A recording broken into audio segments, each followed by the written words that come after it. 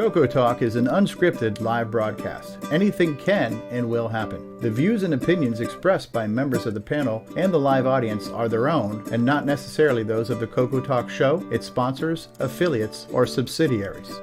Open minds encouraged, sense of humor recommended. If any off-color comments were made, we're sorry.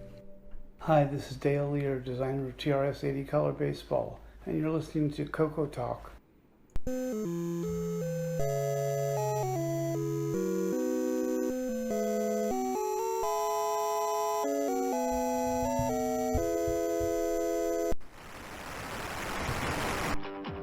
Much to the charging.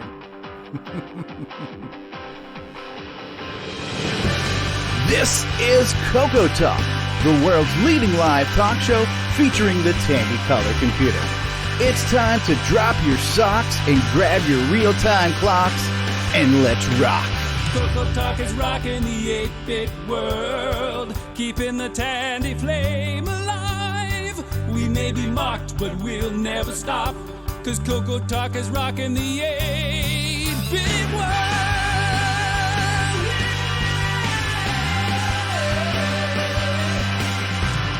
All right, welcome back everybody to another exciting episode of CoCoTALK. We are here with you now on episode 142, and we're going to talk about our favorite computer, the Commodore 64, right? CoCoTALK is rocking the 8-bit world, keeping the Tandy flame alive. We may be mocked, but we'll never stop, 'cause CoCoTALK is rocking the 8-bit world. Yes, and Retro Innovation says, yay, C64, finally some reasonable knowledge. We're going to call this segment load quote 8, 1, star 6502. 65.3. We got a great panel and a crappy show in store for you today, folks. So fasten your seatbelts. We're like here. Usual. We are nothing but consistent. Oh, starting things off with some technical difficulties. So the train already went off the rails before it even left the station today. Our usual broadcast solution, Restream, is having trouble. So I had to quickly hack together the ability to get us on YouTube with some live chat in here going. Only been 142 episodes. That's it. Still That's learning out the wrinkles. Ben Drakes is here. We got heavy breathing here. On the panel, we have Ron Delvaux. Hello, Ron. It's Ben's birthday today, too, by the way. Ben Drakes' birthday. Happy birthday, Ben. We got Mark D. Overholzer in the house. Welcome, Mark. We've got standing in for Barry White, the very deep voice L. Curtis Boyle today. Hey, Curtis. Sexual chocolate, yeah. Get that subwoofer going. Now say, in a world. In a I world. prefer husky. Yes.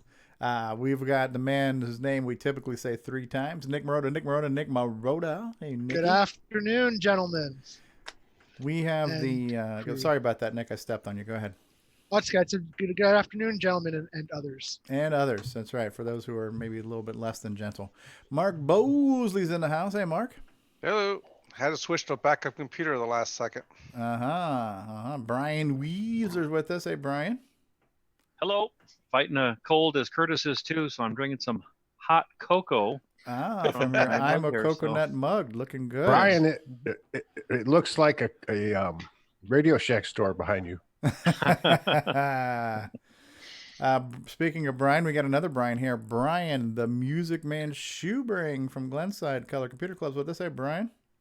Hello. Brian, you look, this is another Brian. You look like you're at a Cocoa Fest. Yes. Kind of does. Of course, it's what I usually set up at the show. This was, I think, about 4 years ago. Excellent. James Jones is mentioning gingivitis. Does that have anything to do with people's voices? I'm not sure. Isn't gingivitis like bad breath or gum disease or something? It's gum disease, yeah. Gum disease. There we go. We've got Rob Inman in the house. Hey, Rob. Good morning, everybody. Are we all excited for today's show? Oh, we are so excited. We're saving doing his David, best impersonation of David Ladd. We're saving David for last. It's really well done. well done. I thought it was David Ladd. That's great. We've got the personal mentor and spiritual guide to Ed Snyder's hardware skills. John Lowry's with us. Hey, John Lowry, Mr. Sauter. Hey, how you doing? Doing pretty good. We've got one of our favorite Australians. He's in the top 3 of our favorite Australians on this show. Nicholas Marentes is with us. Hey, Nick. G'day, everyone. G'day from the land down under. I'm on fire today. Wow. You made the top 3. Kurt, Too soon. That's it. Too soon. Nothing You may like make that. the show good. We've got Mr. Root Bear Float himself, Grant Leedy. Hey, Grant. Hey, how's it going? It is freezing here in Kansas City today. You amateur. Sorry to hear that. Was it 40? We have it's 17. 17. Wow. It's 8 here right now, and snowing. Insane. Dave and Sharon Very say hello, everyone. Hey, Dave and Sharon, how are you guys? We've got the brother of Ken Reichard, the maker of many products with switches and cables. Jason, the Coco Man Reichard. Welcome, Jason. Hey, CoCoTALK batteries not included, and if we're going to make weather talk, it is currently 70 degrees here near Oh, Pittsburgh. shut up. Yeah, it's something like that here. And last but not least, Mr. Enthusiasm himself, Lord of the Floppy, the greaser of weasels, the man himself, Mr. David Ladd. Let me turn my volume down real quick. Okay, go. Everyone, I hope you're ready for today's show. We've got all kinds of stuff going on, and I've been using the grease weasels like crazy. Wow. There goes our audience. There goes creepy David Ladd, everybody. And we have a late add-on, What too, have you Mr. been Rick using Adams. it for? Late entry to the show, legendary game designer Rick Adams. Thank you. You're too kind. Thank you. You're too kind. Did you get the soundboard working again? we have it live. We have it live. Just press Just the Rick tape or button. Memorex. Thank you. You're not kind enough. Not kind enough. All right. Well, we are here with the show. We don't have a main topic today. We also started off with some technical difficulties, but we're here. Show must go on. Al Hartman says, if I use a grease weasel, do I have to wash my hands after? That really depends. It's more of a personal preference than anything else. What do you do, David? Do you wash after greasing the weasel? Usually, I don't have to grease the weasel because the circuit board is always clean. Now, on the other hand, you may have to lube the floppy drive occasionally to maintain optimal sliding potential. Okay, this is Looks like Rick's having a hard time finding the off button. Yeah. Going downhill fast. All right. All right. So we are we're going to have probably a lot of hot air from the panel today. We don't have a main topic. We do have a little bit of news, but we just found out right before we went live that Curtis is got a throat thing going on right now because of his sickness. So maybe we'll shorten the news. We'll have some host topic discussions. Also want to tell you guys that we do have a special interview planned today for 6 p.m. Eastern Standard Time with the Amigos Retro Gaming Group. And so we're going to be talking to them. We've got exactly 1 hour to talk to them from 6 to 7 p.m. before they start their live club meeting. But we're going to have a group interview. Curtis set this up. Thanks for doing that, Curtis. And so if you guys have watched their Coco gaming videos, you can talk to them about what you liked, what you saw. If you haven't seen it, you want us to ask them questions. We're definitely going to be talking to them and asking them all about their retro world that they've been living in with all their different, they cater to a lot of different systems. They've got multiple shows. So it'll be interesting to learn more about these guys, and they're definitely bringing new life to the Coco community, which we are a big fan of. So make sure you guys come back after CoCoTALK and check that out. Anybody who just joined us, I think right before we went live, nobody said they had a major product or project update or acquisition, but I don't know if you were here before, Brian. Brian, do you have any show and tell that you have? Anything you picked up this week?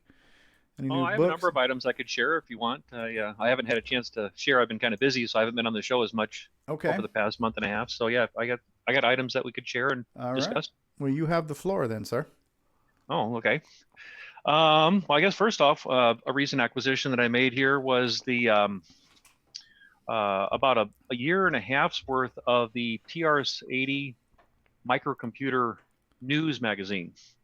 Okay. So I got the whole issue there, and about halfway through, it looks like about 82 or so is when they start introducing. You start seeing the Coco in there. Other than that's mostly the old TRS-80. This was a Radio Shack publication, though, wasn't it? Yeah, it was. Okay. Yep. So I got the what do we got here? Oh yeah, about a year and a half worth of button issues there. I picked that up off of our friend, Mr. eBay. Yeah. Oh yeah. So that was always a good one there. And then also here, been playing quite a bit of this lately. Finally picked this up here. So yeah. So that was it's been a lot of fun with that one. Shameless plug. And what level are you at, Brian? I'm into level 2. So, but how much you get paid for that showing? I'm sorry, I'm under contract. I cannot disclose.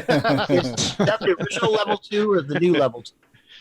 I guess I would say the original. Yeah, the original level 2 is really hard. Nick has a patch where it switches levels 2 and 3. So. Oh, okay. I'll have to take a look at that. And you're using the koala pad too, so that's pretty good. We have to with an Australian game. Also, a book that I've been wanting to get my hands on for a while is Inside the Dragon. Ooh. So our cousin there, the Tano Dragon and the Dragon 32. So it's a kind of a autobiography type book that talks about the dragon and its origins and everything. So it's been kind of an interesting book. Another product, we kind of talked a little bit about this, I think, last week, but I've really been enjoying this, and that's adding this to my Coco SDC. Nice. The Flash Air. And I tell you what, that has really been, if you do a lot of copying back and forth, good. That's definitely the way to do it. It is. So, thank Jim Brain for that tip. Yeah. Yes. Yeah. Yep. That's been a lot of fun playing with that one. Some older game cartridges here. I've been trying to work on getting a complete collection of all the ROM cartridges that Radio Shack put out. TRS-80 logo. Wow. Color logo. It's in the, there we go. And it's in blister pack.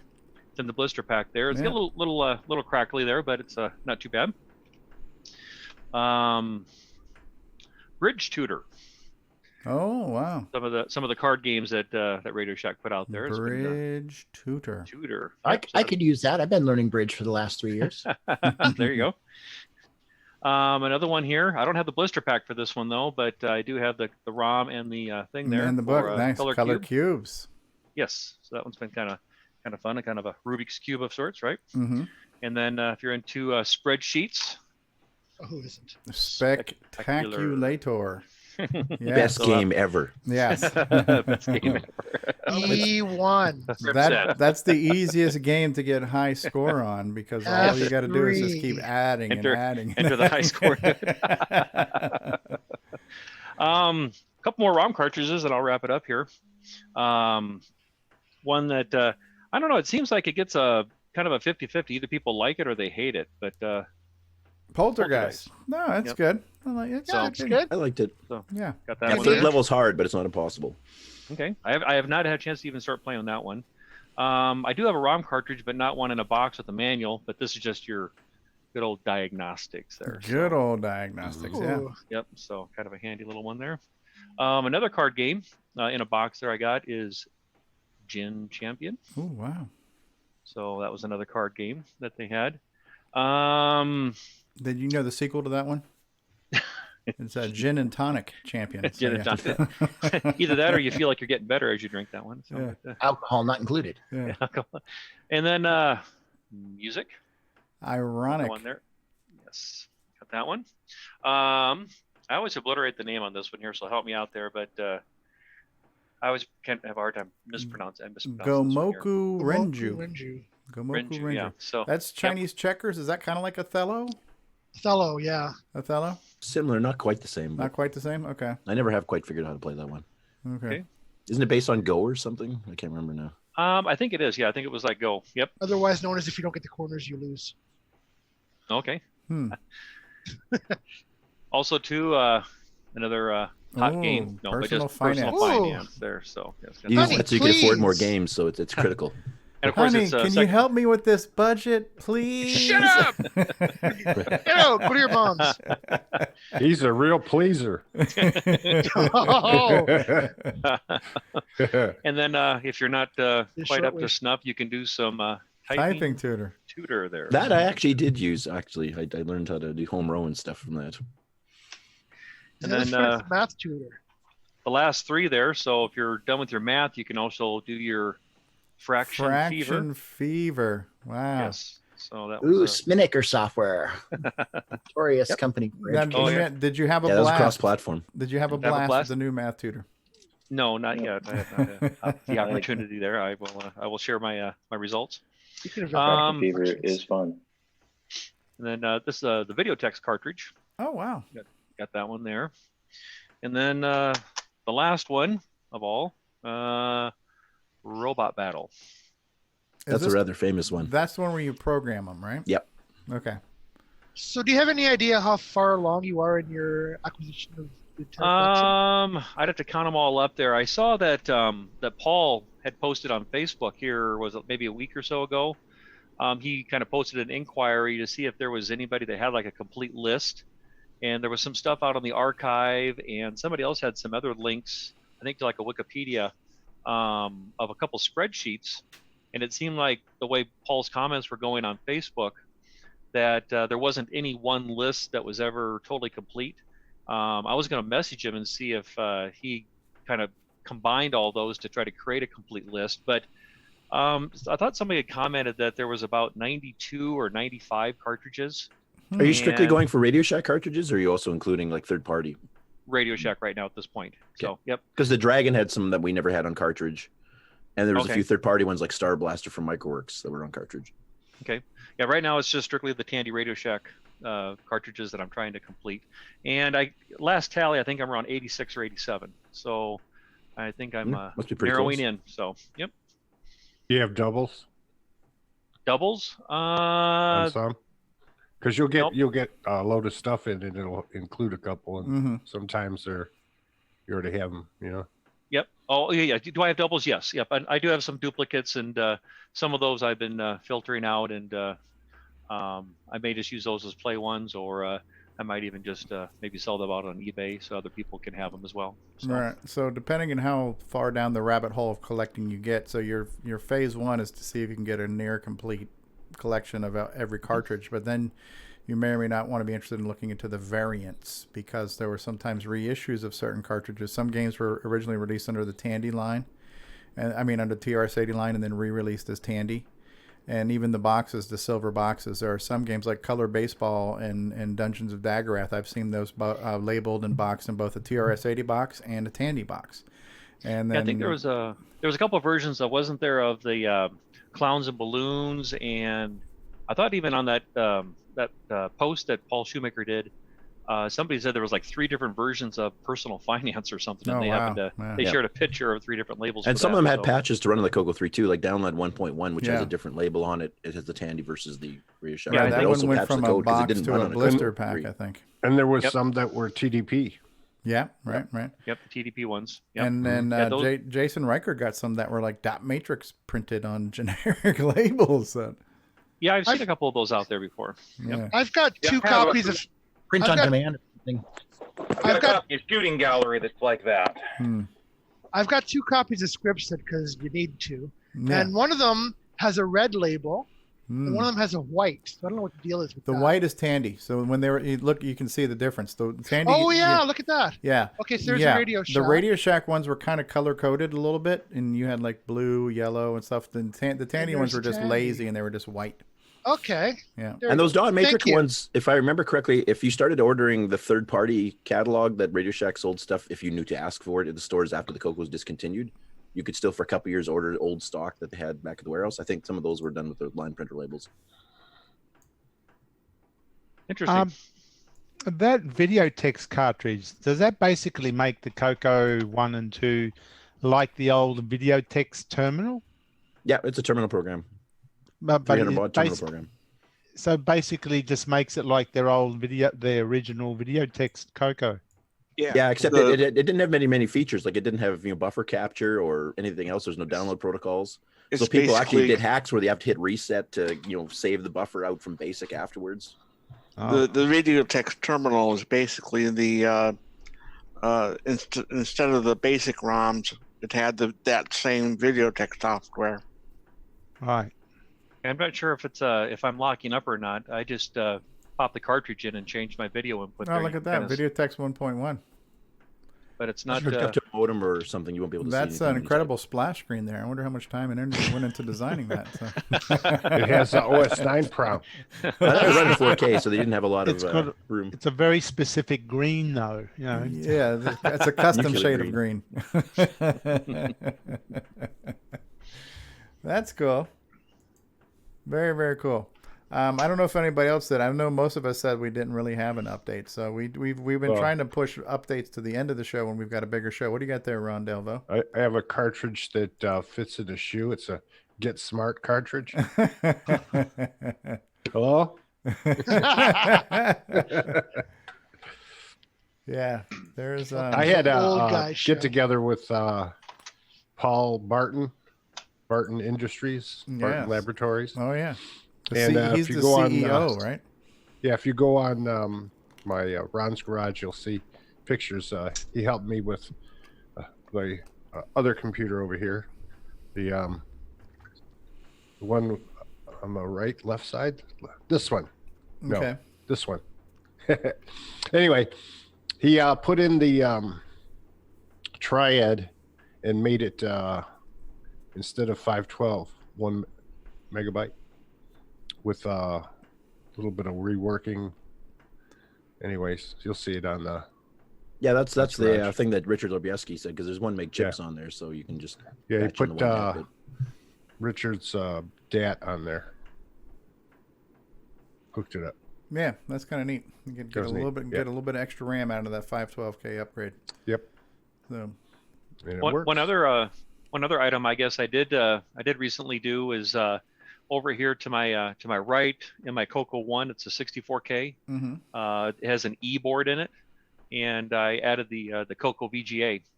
Nice. Into that. They don't make a whole lot of the E boards, and so what you end up having to use is the VGA for the F version of the board, which has that pin right in the middle that comes post, up. A little plastic and post.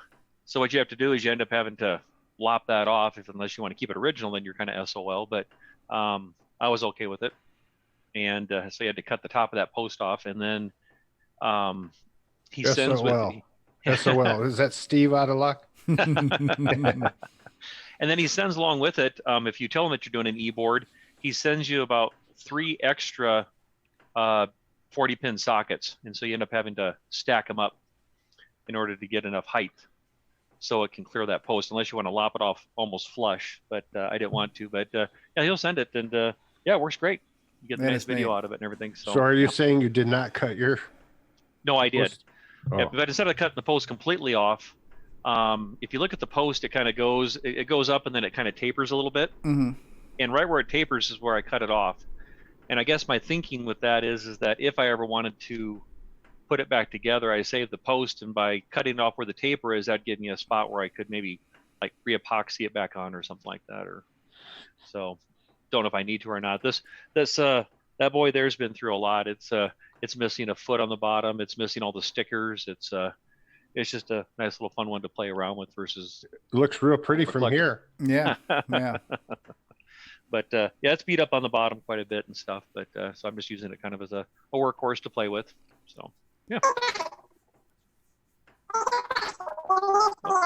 What the hell's going on with John Strong? You sound like you're going through an helium injector or something.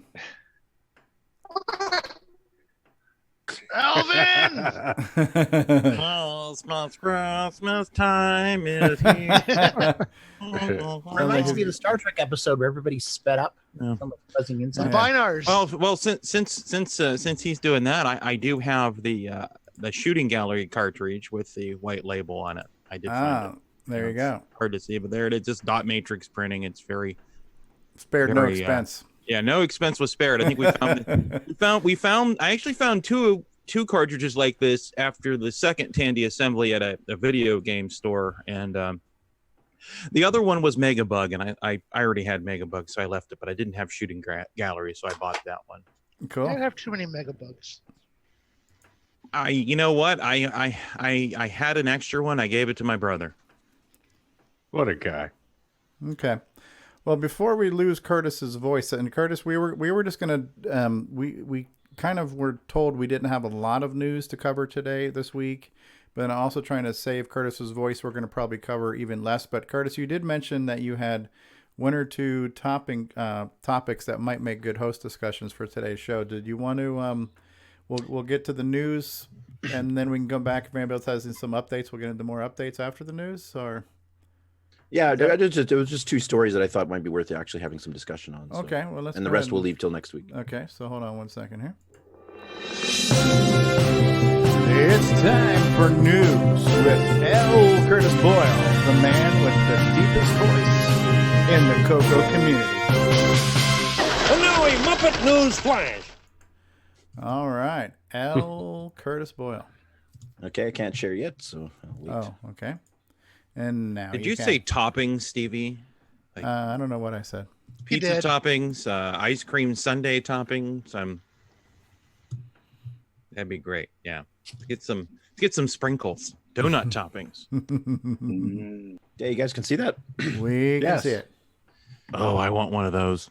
Oh yeah. Yeah, this is Paul T. Schreiber, who used to work at Radio Shack, and he was going through. I think somebody passed away that used to work at Tandy. And this guy has just, buckets and buckets of stuff from Tandy and Radio Shack from the early days, including a whole bunch of these stickers for the deluxe 64K color computer that never got released. Wow. Now we know from Boise and Bill's book that they'd actually made like 50,000 motherboards, and then they canceled the project right at the last minute. Wow. I know drivers were done for OS9. I've actually got source code for some of that stuff. And so I kind of jokingly asked, well, what do you have the rest of the parts? Because I wouldn't have any deluxe CoCo, but... Wasn't he the keynote speaker at Tandy Assembly this year? Am I getting him confused with someone else? Yeah, he is. Yeah, I wasn't at Tandy Same Assembly, guy. but yeah, did he go into deluxe at all, or what was his speech on? I don't remember, but it's out there. It's on YouTube somewhere. I'll have to put it in the show notes. So refresh our memory on what the deluxe had. It was 64K. 64K, a real serial port. They were going to take the sound chip from the speech sound cartridge. The CoCo 3 style keyboard, though, with a different colored background. Right. Which they actually later sold. True lowercase. Yeah, true lowercase VDG. Also had that phase shift, so you can get white on blue text too. Okay. Yeah, they mentioned it in the CoCo Underdog book. Those were some of the highlights that I had to add. Did it have palette registers at all, or just? No, it just had that phase shift where you could shift the colors. Okay. So you got some extra colors you couldn't get on the normal CoCo. But this is a pretty big badge. This is kind of like the TDP 100 size badge. So maybe it was going to be in a similar style case. It would have still been in a CoCo 1 case, but it was going to be called the deluxe color computer, right? So. Yeah, and it had like a DB25 or something. Serial ports. And do we have a picture of the computer with that particular nameplate on it? No, because they were unless it's in the book. I don't think it was even in the book. The one they show, the CoCo 4 or supposedly, yeah, they do show has the that prototype. big box on it with a drive in it, right? Mm-hmm. Yeah, but that's not this. No. This one they talked about, but I don't think any pictures were ever made because it never got produced. Yeah, Boise's book has a picture of the motherboard with the keyboard, but it's the top soft, so I can't tell. So there's not one in existence? It would be a Model 1. Would it be gray? And I think it was white, because that was when the 64K CoCo would come out as white. Oh, okay. It had composite out, video and audio out, too. Oh, okay. Real composite. And 2-button joystick support, I think, too. So if someone takes a white CoCo 1 and puts that sticker like on the TDP 100 is in the middle center, do you think where it went? I would have to guess yes, but I've never seen one. Yeah, just judging on the size of that badge, it's looking like it would have to go somewhere like where the TDP one was, kind of in the center of the unit. It's a good looking badge, though. Yeah, and one of those, what could have been. What could have been? Are those metal, or do they have the bubble of stuff over it? Click on it, see if you can make it a little bit bigger there, Curtis. That's all we got is that one picture that Paul posted on Facebook, but looks like they could be bubble badges. Yeah, we got Radio fast Shack TRS-80 Deluxe 64K color computer. Wow, deluxe. Yeah, it had an expanded basic too. There was a RAM drive built into it and a few other things too. So yeah, and one of the versions of the extended basic manual, I think the one that's on the archive, has some little sidebar thing saying, well, if you have a deluxe color computer, you can also do this, this, and this. So they were mentioning things like different keys, like the function keys or alt keys that you could press on that computer that obviously didn't show up again until the Coco 3. That was when they did all the manuals and they had those little side things. If you have a deluxe color computer, you can do this type thing. Yeah. So, yeah, the thing that could have almost been, right? So, I mean, just having the sound speech pack built into it, right, as a base hardware would have been so nice. Yeah, onboard sound chip. Who'd have thunk it? So does Steve Bjork have knowledge of this machine? And is this the one he talks about? Yes. This is the one that the MC-10 killed. Allegedly. Yes. Allegedly. Okay. Yeah. And no one's got a deluxe motherboard if 50,000 were made? The couple of people that they wrote that when they visited to write the book, they had a few of them. So there's a few out there. Like he's got pictures of one in the book. So there is a couple out there. But as far as I know, they were destroyed. Yeah. I mean, at this point now, Ed Snyder could make a deluxe, and he kind of is working on making a deluxe Coco. So it's not far from us having something like that, future. Well, the Coco 3 was essentially Tandy's redo of the deluxe. But it was missing features, right? There was no sound. Well, it's missing sound, but did have 80-column text and. Yeah, they expanded the graphics drastically in the Coco 3. Yeah, the gimme. This was just standard Coco 1 and 2 graphics with the phase shift added. Oh, okay. So it sound, and you had a real RS-232 port, that could run a lot faster, not bug the CPU down. But graphics-wise, you were exactly the same as the Coco 1 and 2, except that phase shift added a couple colors. Did you read John Lorry's comment? He says they're buried in a desert somewhere. You're right beneath ET cartridges. Slap of ET cartridges. Cool. I just think it's really cool that some of that history which we've all read about and heard about for years is actually there's still pieces of it around that people didn't know existed yet. Some relics of it, yeah. So I'm hoping I haven't read Boise's book yet. Does he talk about the Deluxe Coco in his book? There's pictures of it. Okay. Okay. But not I want to get a copy. Outside. Yeah, just the motherboard and the keyboard. Cool. And the keyboard, Tandy did sell those because they had manufactured like 50,000 of those too, but they sold it as an upgrade keyboard at Radio Shack for $40 or something, I think it was. So you can get a little baggie with the keyboard with the F1, F2, Alt, and Control. But the background color was different. I think it was black instead of gray. Right. Black. Coco 3. Yeah. Yeah. So those you will see around because people did buy them. John, you're still coming through like a chipmunk. You might have to unplug your USB mic and plug it back in again. There's a bug on some of the Logitech based ones. Can we keep him this way? It does make for good comedy. If you just talk slow. All right, that's cool, Curtis. What else have we got in the news? Okay, the one other one that I thought would be worth a discussion here is Chet's been doing a survey of what type of hardware upgrades either people already have or are planning to get by the next fest in April. And he's using this as a basis, I believe, for what his next game might require for hardware. Yes, but is he going to unpatch his games that break on greater than 2 on 512? He said he purposely did that. Who put Digger 3 is Highway fixed. down It there? doesn't run Yeah, I to know. make. Oh, I know. Okay. It is. Which of the following game-related products do you already own or expect to purchase at the 2020? So obviously, 6309 is top of the list. The people have it or plan on having it. Next comes 2 megs, and then comes Gimme X.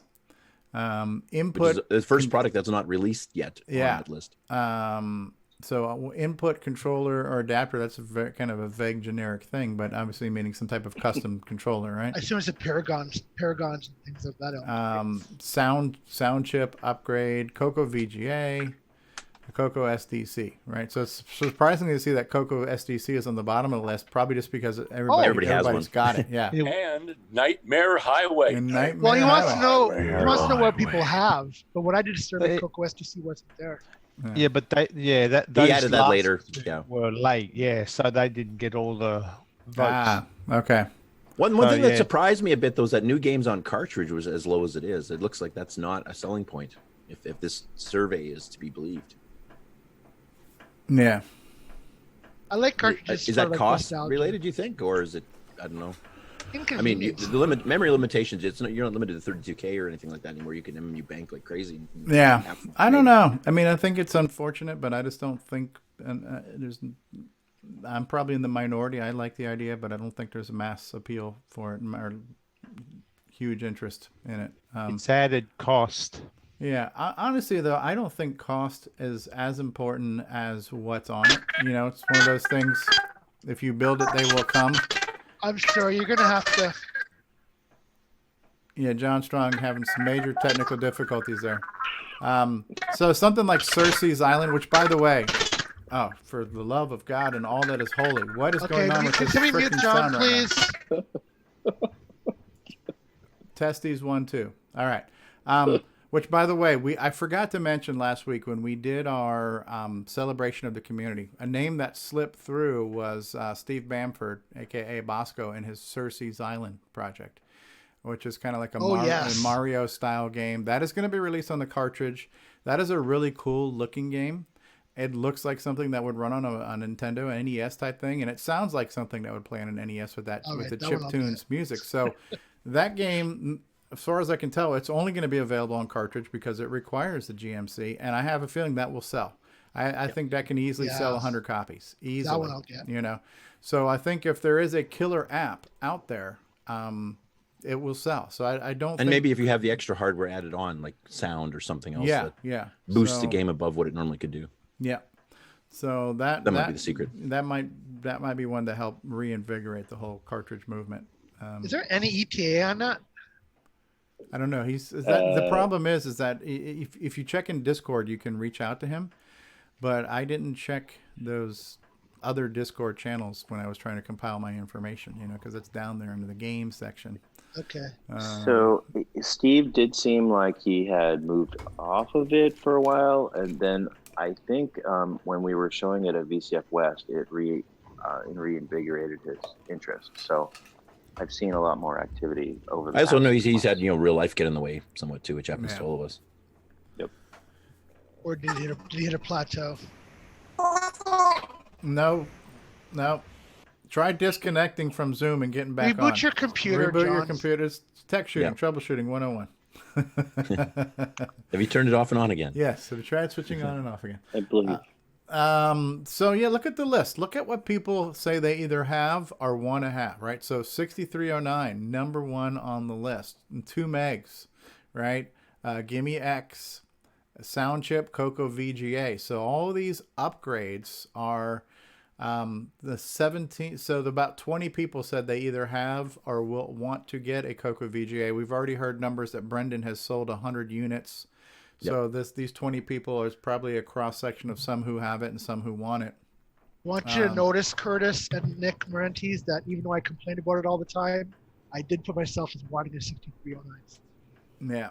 So so once I have it, it'll be the best thing ever, and I'm going to say we should have it. Yeah. Till then, the only unfortunate part about the 6309 is that because it does require the desoldering, that's not a skill that everybody has. Yep. So But that's only on the Coco 3 and the later Coco 2s. We have patched some games now for the 609 on the Coco 1 and 2, and they that's true. have some pretty huge speed increases. That's so. complete. Yeah. Yeah. The chip itself is dirt cheap, right? Like $2, $3 for the cheap. Yeah. $5, yeah. There's a source for them in Canada too. I don't know if I want to mention that, but there's a source for a cheap source for 6309s in Canada, possibly if you're on the Coco mailing list. There's details there. Yeah. And I think somebody else, the question comes up from time to time when people are new to the Facebook group is, what are your thoughts on memory? What do you need? What do you recommend? And we have said on this show before, 512K is what we now consider a minimum standard. It's not even negotiable.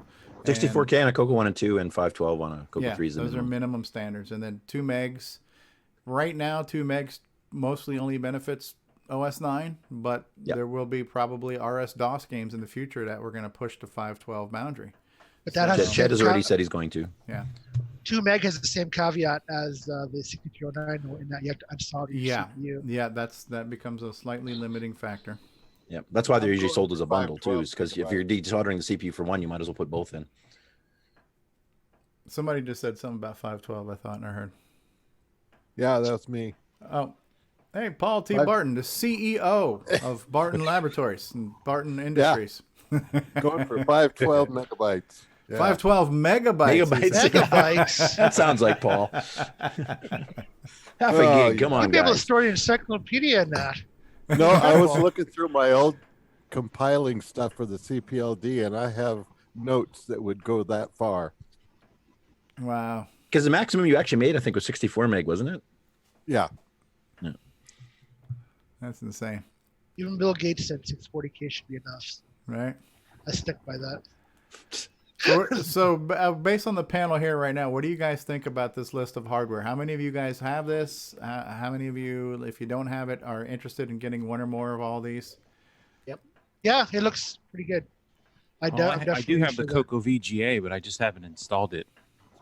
Have you heard that song, I Want It All? Yeah, Queen. Yeah. Yeah, I've got the 2 meg upgrade on its way, along with the 6309, and I've got Coco VGA. I've got the SGC. Luckily, the Gimme is a tech. SDC is a must. You're a chipmunking. Luckily, Yeah, the Gimme X is a technically an easy update. I'm just hoping that the price will be not too crazy. Yeah, the Gimme X is. You know what? I haven't had time, but I have the upgrade kit to flash the firmware on my Coco VGA, and I also have to fix my audio mod that I did. All I had to do was solder 2 wires, and apparently one of them has come unsoldered because my custom audio output's no longer outputting audio. So You had one job. I had one job. Yes. Yeah. A man And after you my own couldn't heart. even do that worth a damn. Alvin. Now that's David Ladd now doing that, right, David? What? What did I do? Yes. Now we have David Ladd. Can you mute him? We can. What do you mean mute me? What's going on? Hey, Stevie, where did you acquire the upgrade kit? I originally had it installed by Brendan at CocoFest this year. Right. And when I had him install it, I had him installed on my TDP 100 that already had a composite and audio mod. Mm-hmm. But for whatever reason, the audio out on that was really inconsistent. So I moved it to my white Coco 1, and moving it was real simple. You just, unplug it and resocket it, and boom, you're done. But then I had to solder 2 wires to get the audio. One went to the RF can out, like pin 3 or pin 4 in the can out, and then one went to a ground on the motherboard. I soldered them. I've never soldered before, and I did. I had Tom C on a video call telling me what to do and how to do it. But I'm assuming one of the 2 joints I soldered has come off because the sound's not working. I just haven't had a chance to crack it open and look at it yet. So you mentioned you mentioned a kit for the firmware upgrade. Yes, that's what I was. Was that a special connector or something you have to get? It from is. somebody, Well, or? actually, I can show you in the Here, I'll bag. stop sharing. I don't have a way to make. I don't have my OBS set up to show you a big camera right now. So hopefully you can see. And I haven't even looked at it yet. But so one of these things is called a USB. Can you zoom your screen in there, Steve? No, 'Cause I you're- don't. I don't have it set up to do that right now. So, Okay. yeah. So one of them is called a USB blaster. And it's got like a wider kind of like, looks like an Atari joystick thing on one side and then like a micro USB on the other. Then we have this cable that I think converts it from the USB blaster to whatever the header connector is on the Coco VGA. Or that might be what this one here is. This little cable here might be what converts it to the header connector on the Coco VGA. So there, I haven't really messed with it yet. I'm pretty sure all the instructions are on the Coco VGA website. And push come to shove, I'll just ping Brendan and get him to help. And me that figure out that same device, I think, also allows you to reprogram the Gimme X when he starts doing updates. Yeah, I think so. So there's a few pieces to it. There's a couple of ribbon cables. There's a USB connection. And then I think there's just an adapter that adapts the ribbon cable that comes out of the USB blaster to fit the right header connection that's actually on the Coco VGA. And then at that point, I'm assuming there's something I need to run on my PC to push the firmware through this blaster to have it actually blast the doohickey on there. So it should be straightforward. So that'll be my next hardware project. So. But does this blaster allow you to have a blast with the new math tutor? Having a blast with the new math tutor. We hope so. Yes. Are you done sharing, L. Curtis? Have you already finished sharing? Yeah, that was the two things I thought had some discussion potential, especially the survey to see what people are planning on upgrading, so the software authors like Nick and Chet and myself can see what we can write for and still get a reasonably good sized market. And we've been joined by Paulie T. OMG, Paul Thayer, the Slayer's with us. Hey, Paulie. Hey, you guys hear me? Okay. We can. We can. Did John Strong make it back yet? No, he's not. Okay. How about we do this? We will take a commercial break and then we'll come back and we'll discuss more things. We have our choices right now. Would we like to see let's see, we've got the Forest of Doom commercial with the big plans. We've got Coconut, Shortwave, and Boomerang commercials. We've got the OS9 Forever commercial. We've got Coco Forever with Wallaby and Fletcher. We have We've done number 8 yet. Coco 2 Family. Oh, yeah. Okay. We'll do that one. We'll do commercial break number 8. All right. So, and there's the heavy breathing, folks. No extra charge. So we'll be back after these words. And now a word from our sponsors.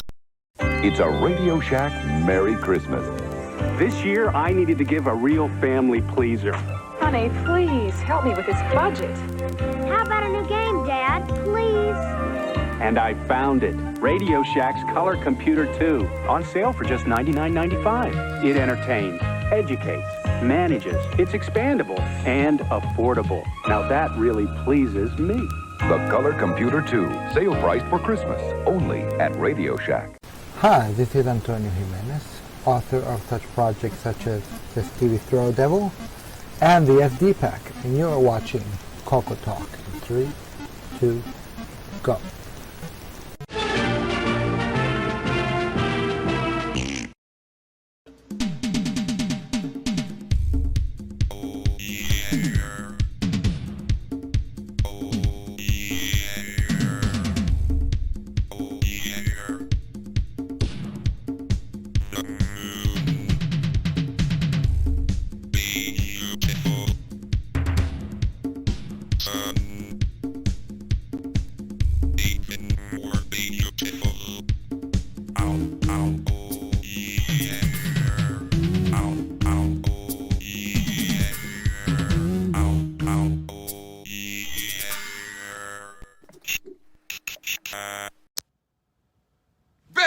Didn't I?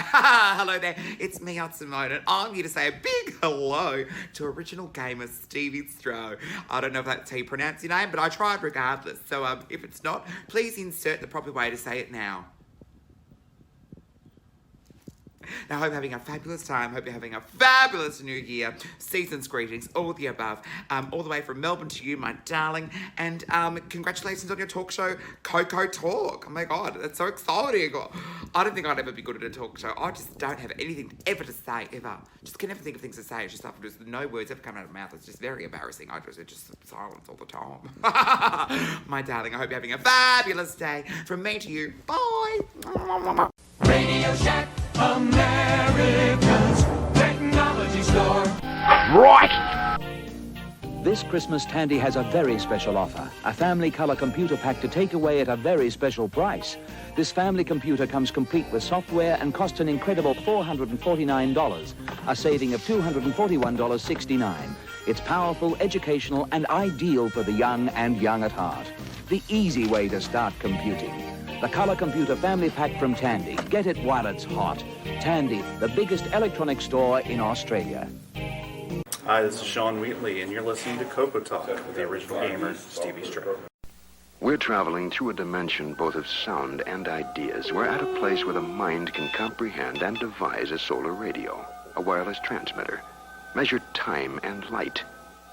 65 electronic projects brought to reality with this science fair kit.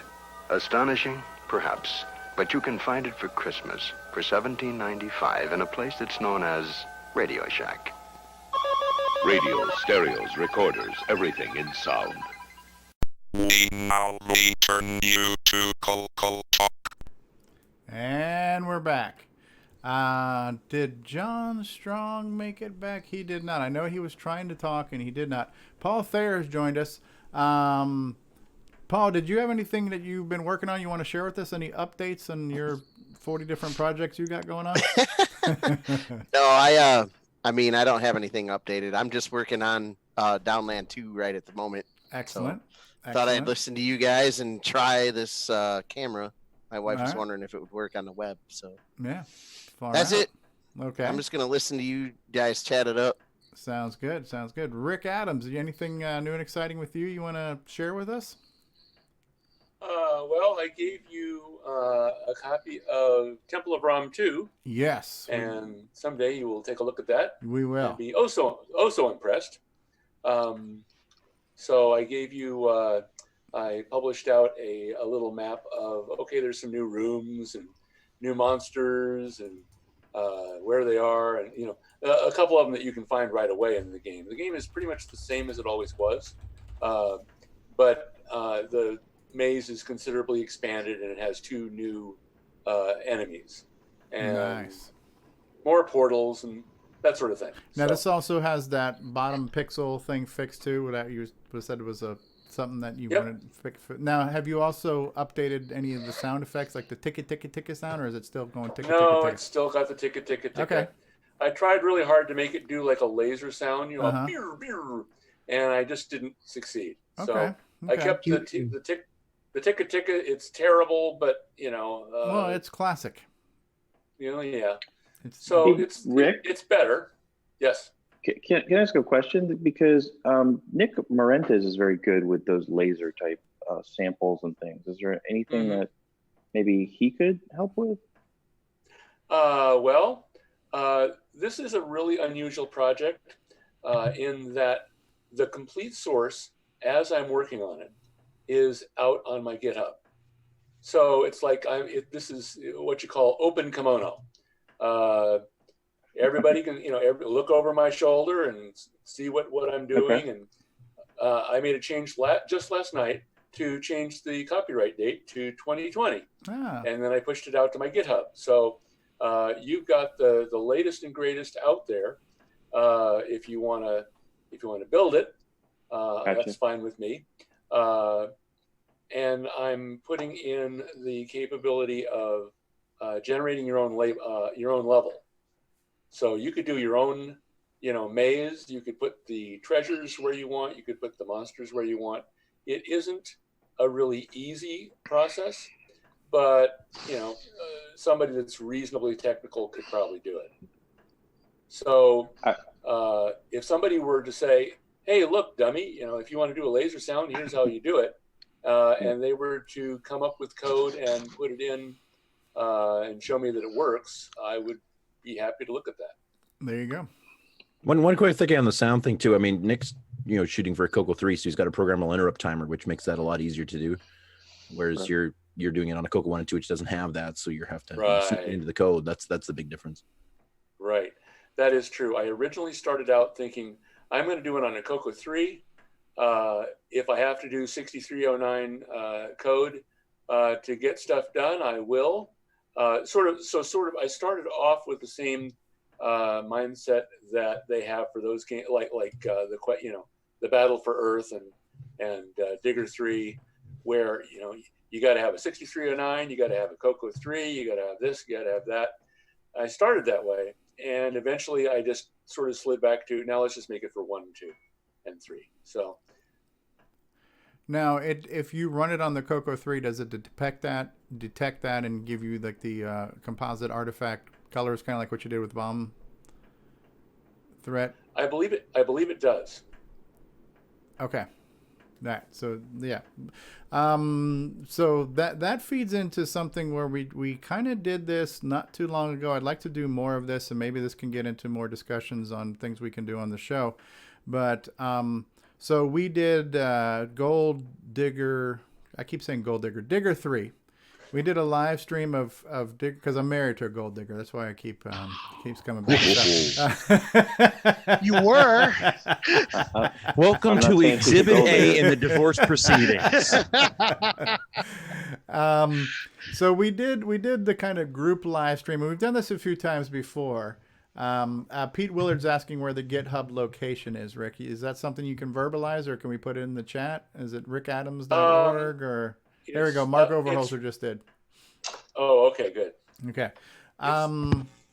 So unfortunately, it's a name that's very difficult to explain how to spell. So. Yes.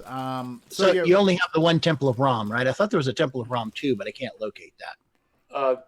It's called Temple of Ram in the GitHub. Okay, that's the one I posted. Yeah.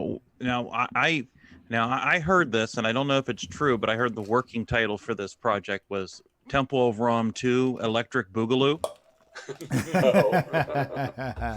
Is Mario Van Peebles making an appearance here at any point in time? Or I could make a reference to the classic and call it Castle of Moor.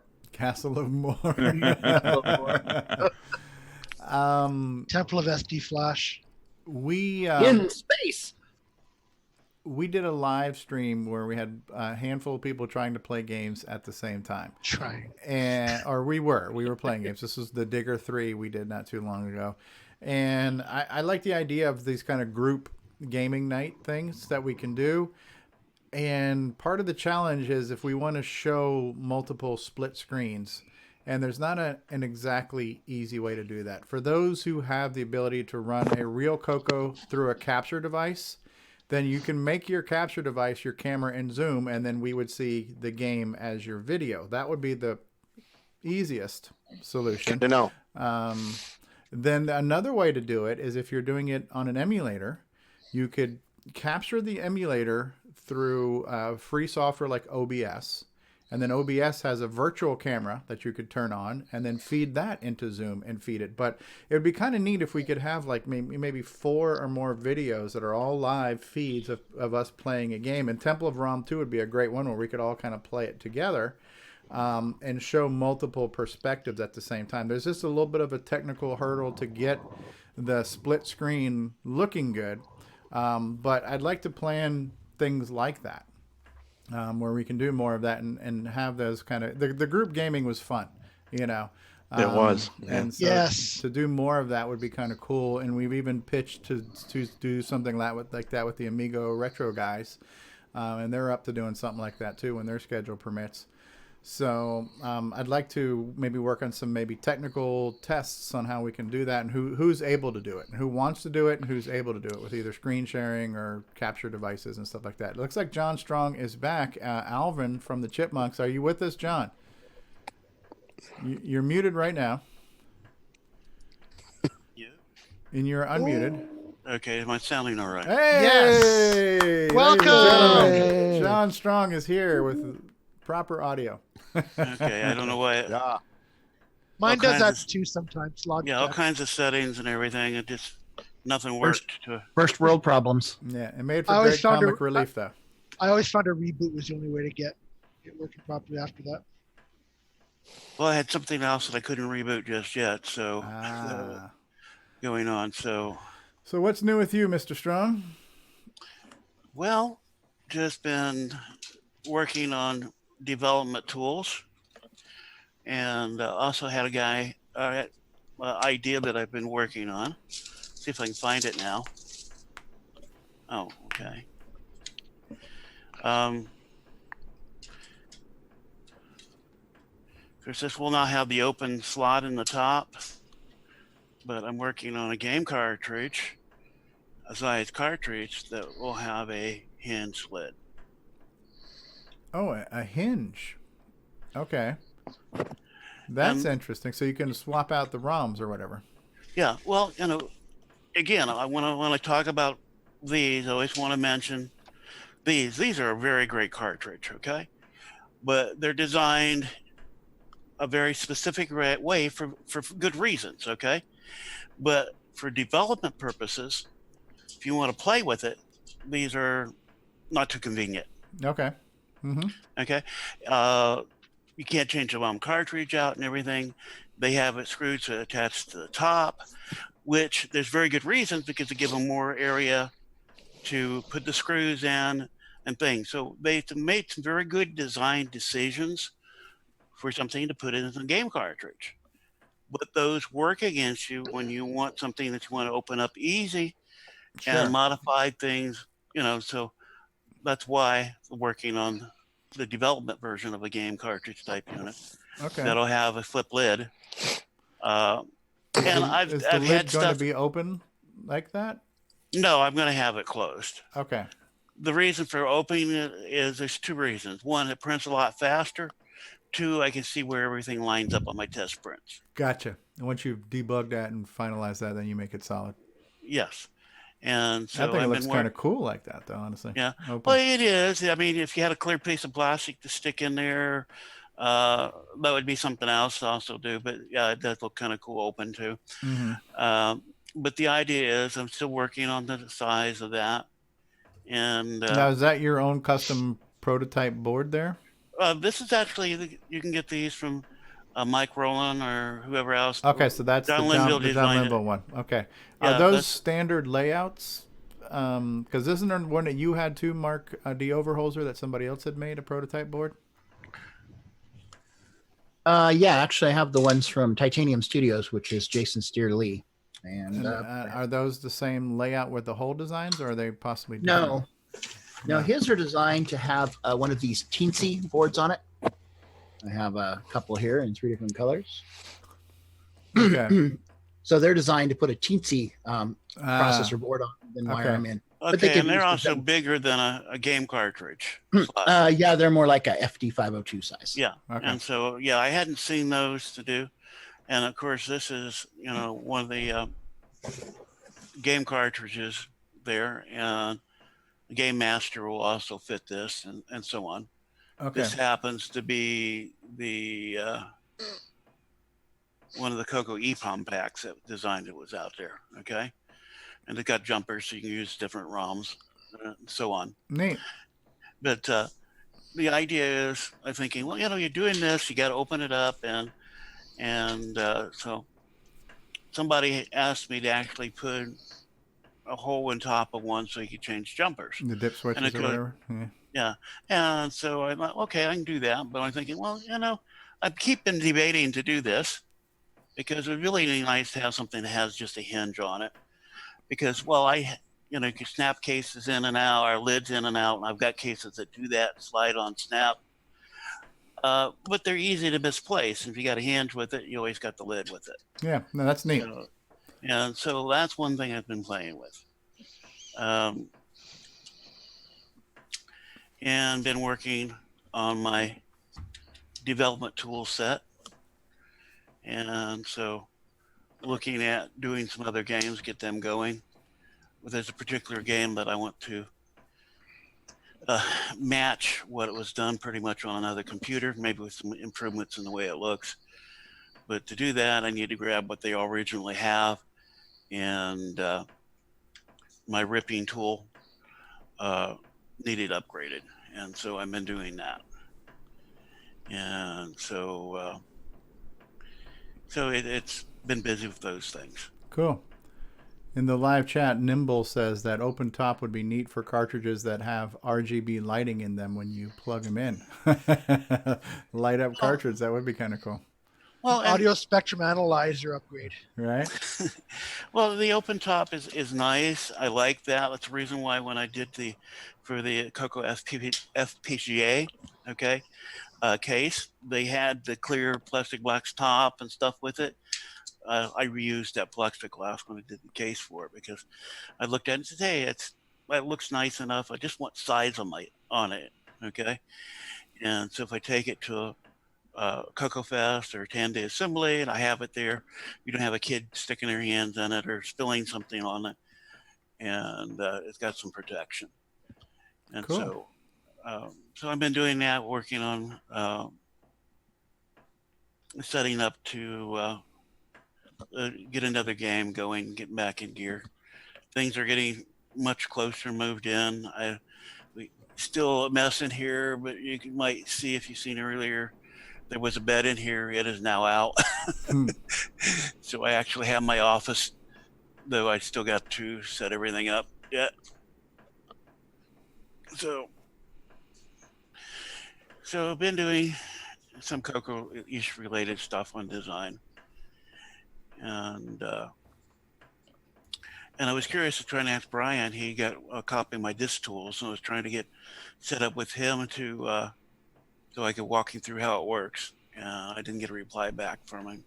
Yep, I still have your email there. I intend on getting with you. That's just been kind of busy the last couple weeks. So, but yes, yeah, I played with it a little bit. Looks very nice. But yeah, we'll connect.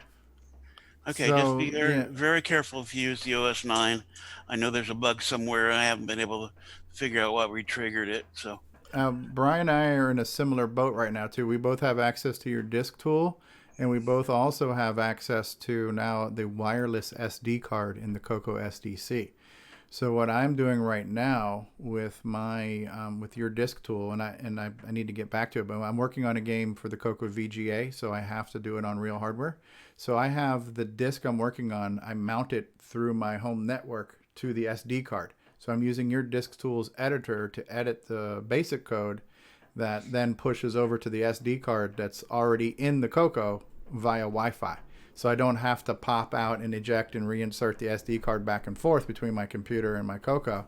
So that's like the next best upgrade to the Coco SDC, is basically making that SD card wireless, you know. Which card are you using? You using Toshiba's or? What am I using? It is the Flash Air. Yeah, Flash Air. Flash Air W4. Yeah, version 4. Yeah. Okay, yeah, because there were some other ones that I had in there that we used. I supported a photographer use, and I bought one and had there, and it wasn't real reliable on the way they worked. And he was kind of locked into just using their software. That was it. And so I haven't tried so it's a Flash Air version 4. Yeah. The Flash Air W3 and W4 both have the WebDAV that lets you set them up as basically set them up with an access point. So you can connect to your local network, and then you connect to it through that. Is that a 32 gig? They come in different sizes. The one I got is a 16 gig, but yeah. You don't want to go above 32 gig because unless you reformat it, which may or may not work, the FAT drivers in the Coco SDC won't see it if it goes above 32 gig. So 16 gig or 32 gig. If you have questions, ask myself or David or Jim Brain. David knows too. So yes, I have the 64 gig Flash Air version 4 because the version 3 wouldn't work with my new router. So you just have to have a utility that'll format the 64 gig as FAT32 because Windows, Microsoft's Great Vision, decided to remove the ability to format FAT32 on anything larger than 32 gig, which is personally stupid, but you know, for some reason Microsoft thinks that they know better, which they don't. They want people to go to exFAT. FAT32. Don't hold back, David. Tell us what you really think. Yeah, the FAT-EX doesn't work with the Coco SDC. It isn't able to read it. So. No. FAT32 never did do more than 32 meg. You had to do FAT32EX. Actually, FAT32 will support all the way up to 2 terabytes. Are you sure? Yeah. Yeah, it will. Yes, the file system supports it, but Microsoft has feature locked its GUI format utilities to not go higher than 32. The cluster size is bad. But yeah, I've actually formatted back in the day hard drives 1 terabyte and bigger in FAT32. But honestly, for a Coco, 16 gigs is a shit ton of space when your average floppy disk is 160K or something. So heck, I'm only using a 2 gig card, and I thought that was way too much. Yeah. Yeah, yeah. I bet you've only got 4 slots on your multi-pack too, eh? I don't even have them. I've got 1 slot in my Coco, and that's it. So. Well, it's glad to hear about the flash here. I knew that the the only caveat is that it becomes read only. Once you touch the files on your computer, you can only modify them from the PC. You can't modify them again on the Coco. So like if I wanted to make a change in BASIC on the Coco and save it back, it won't save it back because it's read only on the Coco side. Because it's kind of like a file lock scenario. So the fact that I opened up the file on the PC has locked it to the SD card where they can read but not write. Oh, so they've got a lock on it. Okay. Yeah. If you disconnect from the card, I don't know if I'd have to unmount it from the computer or not. I'm not sure if it's, I haven't really played with it that much. I just found that was the one downside, but it's not a huge downside because typically it's typically when we're dragging it to the SD card, it's kind of one way. It's never usually coming back to the computer. Well, that's fine. I just was kind of curious at this first thing that. Well, if you power cycle the Coco, or eject the SD card and then stick the SD card back in, then it reinitializes as being free. So. Okay, so you do have access with it easy enough. Yeah. Okay. Yeah, you just have to force it to release it. You can't just unmount the disk image from Coco SDC, free it up. No, it's the Flash Airs firmware. Yeah, it's probably blocking it. Yeah. Okay. And even though that it's in the config file, it's set up to not have it locked. It's always kept the files locked after you upload it. And usually all I've had to do is if I turn over to the Coco, eject it, stick it back in, then hit reset on the Coco, which then forces the SDC to refresh the contents of the card. And then I just, go about my business. Oh. Yeah, it's definitely handy though. It's terrible that we live in a time that we need to complain about the fact that the hardest part of using our Coco is the manual process of taking the SD card from our PC back to our SD card and having to, do that back and forth. These are definitely first world problems. So, well, let me just respond to that complaint with, wah. Yeah. Wait, isn't that the one usually? Do you want some wine with that, or some cheese with with that cheese wine? with that wine, yeah, absolutely. And absolutely. does it have to be the Flash Air brand? That's the one that works, and that's the one that we know how to make the config file do what we want. I'm not saying you couldn't do it with others, but I don't know anybody that's had any success with it. You're on your own. Yeah. Your mileage may vary, as they say on that other show. Flash era. Yeah. Well, yeah, because there's a big price difference. The typical 32 gig card is about $8. These are like 65. Yep. Well, it's got it's got firmware and it's got an operating system and file sharing and all kinds of stuff going on. And a Wi-Fi unit. Unit. Yeah. So basically they've got to run full. It's a computer baked into an SD card. Right. Yeah. And they've always been a premium for those. Okay. Yeah. Yeah. Usually they're meant for photographers so they can quickly get their photos off the SD card and then keep shooting. So, it's just, Actually, the default mode is it actually is an access point. You can have 7 units connect to it. So you can leave it in your camera. You can actually have your phone connected directly to it. And as you take the photos, then your phone will pull them. You can see them in real time. That's how they're default set up. Or push them up to the cloud from your phone. Yeah. Yep. Or that too. Yeah, that's cool. Well, Steve, off the talk, get with me on the stuff with you're doing with the Coco VGA, because I actually have some things that could be probably fairly easily modified to assist you on that. Okay. So if you're working on a PC to development, because I've looked at that, I just don't have a Coco VGA yet. And yeah, I'm basically just using your tool as the editor so I can edit on a real computer. And then but the disk image that I'm editing is actually mounted on the SD card. So as soon as I'm done, it's ready to roll on on the Coco. I was thinking with the graphics, we could do something to do it on the PC as well if you needed to. Ah, okay. I'm not doing graphics yet. I'm just doing like custom font type stuff. So everything I'm doing is that way. But that's good to know. Okay. Who else has got any updates that they want to talk about? Any projects they've worked on this week? Any acquisitions? We've heard from Brian, and that's a very cool cartridge, John Strong. Thanks for sharing. Anyone else? Anyone? Bueller?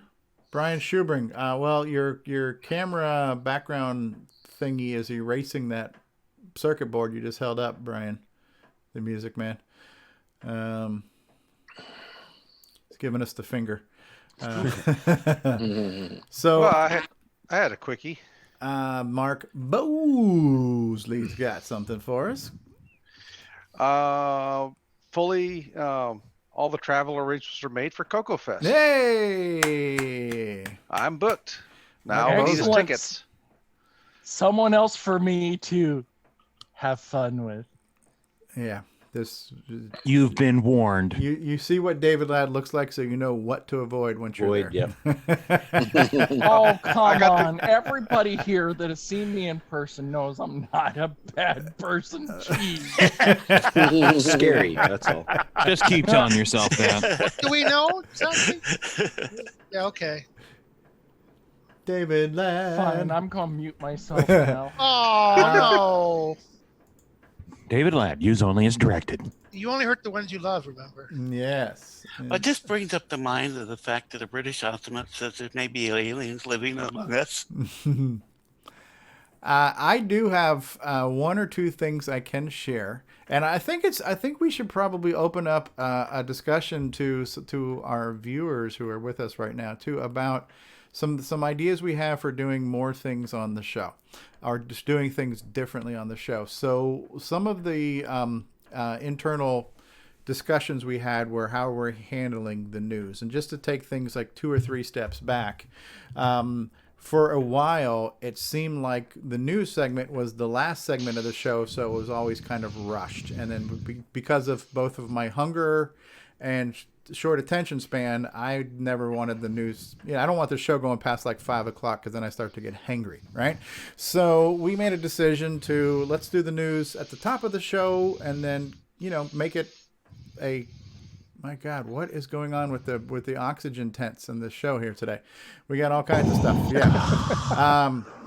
So we recently made news come first in the show, and then some discussions came up saying, well, what is news? Is it really news if you're pulling it from Facebook or you're pulling from that? And so we kind of discussed that, and we said, yeah, well, we still think it's kind of news, and we can add some value to it.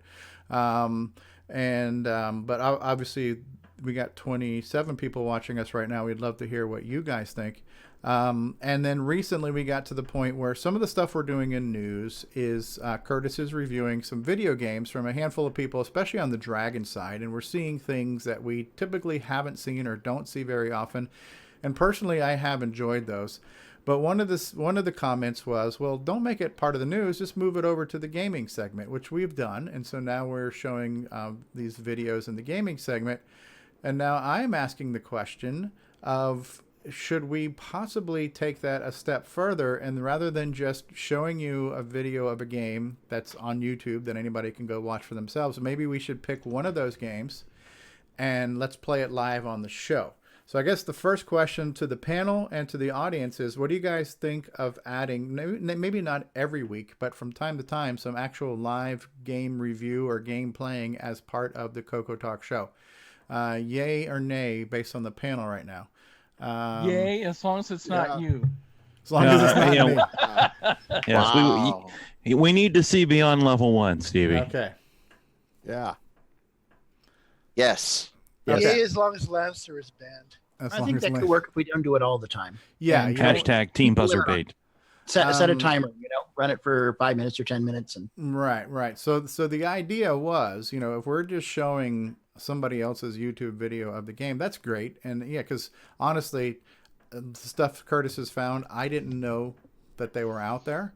And even if I did, I'm not necessarily going to have the time in my normal day to stop and watch those videos. So the fact that we've managed to make it part of the show is literally the only time that I'd have to see it. So I still have enjoyed seeing that. But I was thinking maybe we could, if we can plan it and our timing is good enough, Curtis can let us know ahead of time, hey, here's the 5 Dragon games or whatever games that I'm going to show this week. And we can decide, well, one of these, we really like this one game, so let's play it ourselves, you know. And we'll pick that one and try to do a live playthrough of that. In some cases, we'll have to use a Dragon emulator because some of them are hard coded for the Dragons. So. Right, which would be XRoar or whatever the case may be. So what am I getting here? I'm getting, see, I can't see it because of my screens. There's somewhere somebody's chatting on this and I can't see it. Breathing, Why is Darth Vader on here? Yes, somebody's got their microphone too close to their face and they're breathing and we can hear it. So please, everybody, check your mics. So based on the panel, I think the panel's like, yeah, we should. It's okay. Right now, audience, viewers, right now, what do you guys think of us adding some live video game feed to the show as a segment? Maybe not. Yes, audience. We'd like to hear from both of you. I think the problem is going to be that because we're doing, for lack of a better term, a variety show, you're never going to find that perfect mix that's going to make everybody happy. You know, there's people out there who are hardcore hardware guys, hardcore development guys, hardcore OS9 guys. So we got a diverse community. We're not going to be able to please everyone. Don't forget the hardcore trolls, but they control hardcore trolls. True. I would say put it at the end of the show or towards the end. Towards the end of the show. Okay. Then I can drop off. I mean, it does sound good. I mean, because when we did that stream of with Rob Forest of Doom. Yes. Oh yeah. That was a blast. Yes, it was. I think it's the last time I really got to do anything like that. Right. So that was a blast. It was a bigger blast than the new math tutor, for damn sure. Absolutely. What were the numbers like for Digger 3, that live stream we did? I mean, that's a good question. I'm not sure. Probably 100 at this point, you know. Jason Down says, I vote for live game playing. Al Hartman says, I prefer gameplay videos to be a separate event. Pete Willard is saying, as long as it's not too long, like maybe 20 minutes would be excessive. Grant Lady says at the end of the show and don't have Stevie play it. Okay. The Chet Simpson Digger 3 on Friday last week was 95 so far. Okay. Well, you know what made that unique too was a lot of people playing it at the same time. Yeah. And sharing that experience. So if you could capture something like that in the show, maybe it would be a little bit more entertaining. Yeah, and I think that experience will probably end up being a separate show. We do want to have more of these group gaming sessions. These would have to be quick playthroughs as part of the main show. This wouldn't be an extended. I think we should have specials like we did with Digger 3. Yeah, people can join in. But gotcha. All right, so it seems like between the panel and the few people that have chimed in on the live chat, nobody's opposed to it. So we'll find a way to make it work. And like everything else, it's kind of, you got to do it a few times to figure out the sweet spot on it. So. But few or 142 times. Yes, it might be. All right. So now to that note, I would like to debut something that nobody has seen yet because these have never been posted to, for the most part, not been posted to YouTube. And I'll let you guys pick which one. But I came across a handful of videos that I recorded back in like 2016. And since we know that we are in 2020, that was 4 years ago. So there was a few videos I recorded of Coco gameplays that I never posted. But the funny part is I was playing these with my daughter Megan, who at the time then was maybe 6 or 7 years old. And so they're her and I playing these games. And I think some of the reasons why I didn't post them was like she was saying a lot of things. So these were like real world kids say the darndest things kind of bloopers. And so I'm like, all right, I'm not going to post that. But now that I've seen them, I kind of thought they were funny. So last night, Megan and I watched these videos and we kind of recorded our reactions to these old videos. So I am going to post these because these are kind of like from the archives, never before seen Coco video bloopers with reactions. So I got 4 to choose from. You guys tell me which one you'd like to see. And I'll tell you how long they are too. So I've got one which we are reacting to a video of us playing Double Back from 2016. We have one from reacting to Downland. We have one, and I have 2 where we actually not only did we do a reaction, but then we did a redo where we replayed the games last night too. So I've got Shark Treasure, where we reacted to the old video of her and I playing it, and then we actually played it again last night. And then I also have Christmas Rush. And just to let you know how long they are too. So the double back reaction video is about 6 minutes. The Downland one is about 9 minutes. The Shark Treasure, which has got 2 parts, reactions and replay, that's 12 minutes. And then the Christmas Rush reaction and replay is about 15 minutes. So I figured maybe one of these is worth sharing. And which one do you guys think we should go for? I'll vote for Shark Treasure. Shark Treasure. I got 1 vote for Shark Treasure. Anyone else? Anyone? Well, you know my bias. Rick Adams says double back. All right. I got 1 for Shark Treasure, 1 for double back. Anyone else? I'll say double back. 2 for double back. Got Double back. 3 for double back. Okay, so double back is the shortest of all of them. I'll play that one, and if you guys are indulgent and tolerant enough, then we can play another one. All right. I don't need to see this now. This was us doing our reactions last night. All right, so here we go. This is a video recorded originally in 2016, so about 4 years ago. Never seen the light of day. You're going to see it now here first. What's going on, everybody? We're back. Who am I? I don't know. Who are you? I don't know. Okay, I'm Megan, and this is my dad, Stevie Stroh. And we are doing our second reaction video to some Coco video games that we recorded 4 years ago that I don't think have ever got published to YouTube or seen the light of day. For our second video replay and reaction, Megan has decided to watch Double Back. So here we go, and let's see how we did in Double Back 4 years ago. I mean, I used to like the game. Okay. Oh, so, wow. So what we're looking at here today, folks, is kind of interesting because we're playing Double Back. And the cool thing about this right now is this is a game I played when I was a kid, and this was a favorite game of mine. In 1982 on my color computer. It was a cartridge I got from Radio Shack.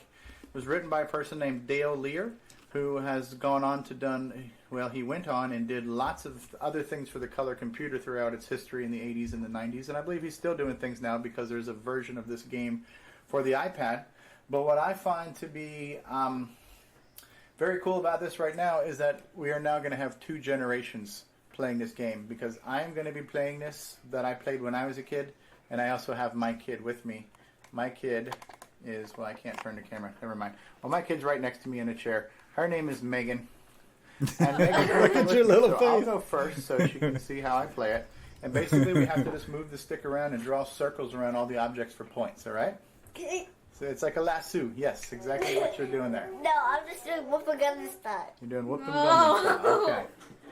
So you're moving your little stick around, and this is being played on a real color computer with real color computer controllers. The first time I made a video on this, I was playing it on an emulator. And the emulator is very difficult to capture the feel of these old school color computer controllers. And so you just have to draw circles around all the things on the screen. Now, if you can draw circles around, oh, I just got killed. If you can circle a whole bunch of things at once, you get more bonus points. You ready? It's your turn. So it's the way it controls, you have to really get used to. Don't move the stick too hard. Can you imagine like a 5-year-old kid trying to use a Black Beauty? That's not an easy thing for them to pick up and play with, you know? Slower. So you can do very gentle moves on this stick. And so you see how I'm doing it kind of slowly right now? Yeah. You can almost stop, but you have to have good control of your stick. See how slow? And then I can slow it down. I can circle. Oh my god, it won't tickle on it. It's not gonna look. Ah, I got too close and I hit the cherry. Oh, I got too close and I hit the chocolate. Your turn. And so it's really as simple as circling objects for points and not crashing into anything. But yeah, you can't go too fast and too crazy because it gets really hard to control yourself. You have to look out for those magnets because they move around. It's really hard. What do you think of the game, though? Is it neat? Yeah. And this game is like 35 years old. Almost as old as your mom. I really wish I could pee right now. Are you serious or are you just being silly? I think that's why we never aired this one. She's like, I really wish I could pee right now. What about now? Do you need to pee now too? Okay. Look at the mine cart do. The magnet. The magnet gives you points, but see, the magnet moves around. Like some of those fruits, they just stand there. So, a little bit challenging to control, but it's very cool. It's actually very fluid and very responsive. Ooh. Ooh. Now, if you can get two things at once, you get more. Have you seen points. enough of this? Yes. Okay. It All is right. changing. So there we go. There was the funny moment there. Megan shared Dog chasing That she his had to tail. pee. That's probably why I didn't And it's upload very this. 'Cause cool I'm like, how I you get can't the post a circle video where things my and you kid only says get points she's got to once you pee. make the circle. But we're gonna post it Ron now. Delvaux We're gonna does post that. it. I got to pee video because Still roller skate. it's funny, right? Yes. All right. The things that Very children cool. say. Say goodbye, Cherry on Megan. top, roller skate. Bye. Roller skate. Okay. Chair. Okay, Stevie, on I'm double gonna back. pause the There's video. a couple. That was it. Let me switch back to the main screen here. Hold on one second. Okay. There's a couple tricks on double back. Okay, that are very useful in playing in high scores. And one is center your joystick Mm-hmm. and let the magnets circle around you. Okay, if you're not moving, they'll move over you and not kill you. Oh, and you're in the center of the magnet itself, right? Okay, and then you can just move down and circle it. Okay, because you have at that point you've got a stack of magnets all overlaid on the. Yes. Okay. The other trick is, instead of circling the item, you can actually do a curved figure 8 underneath of it.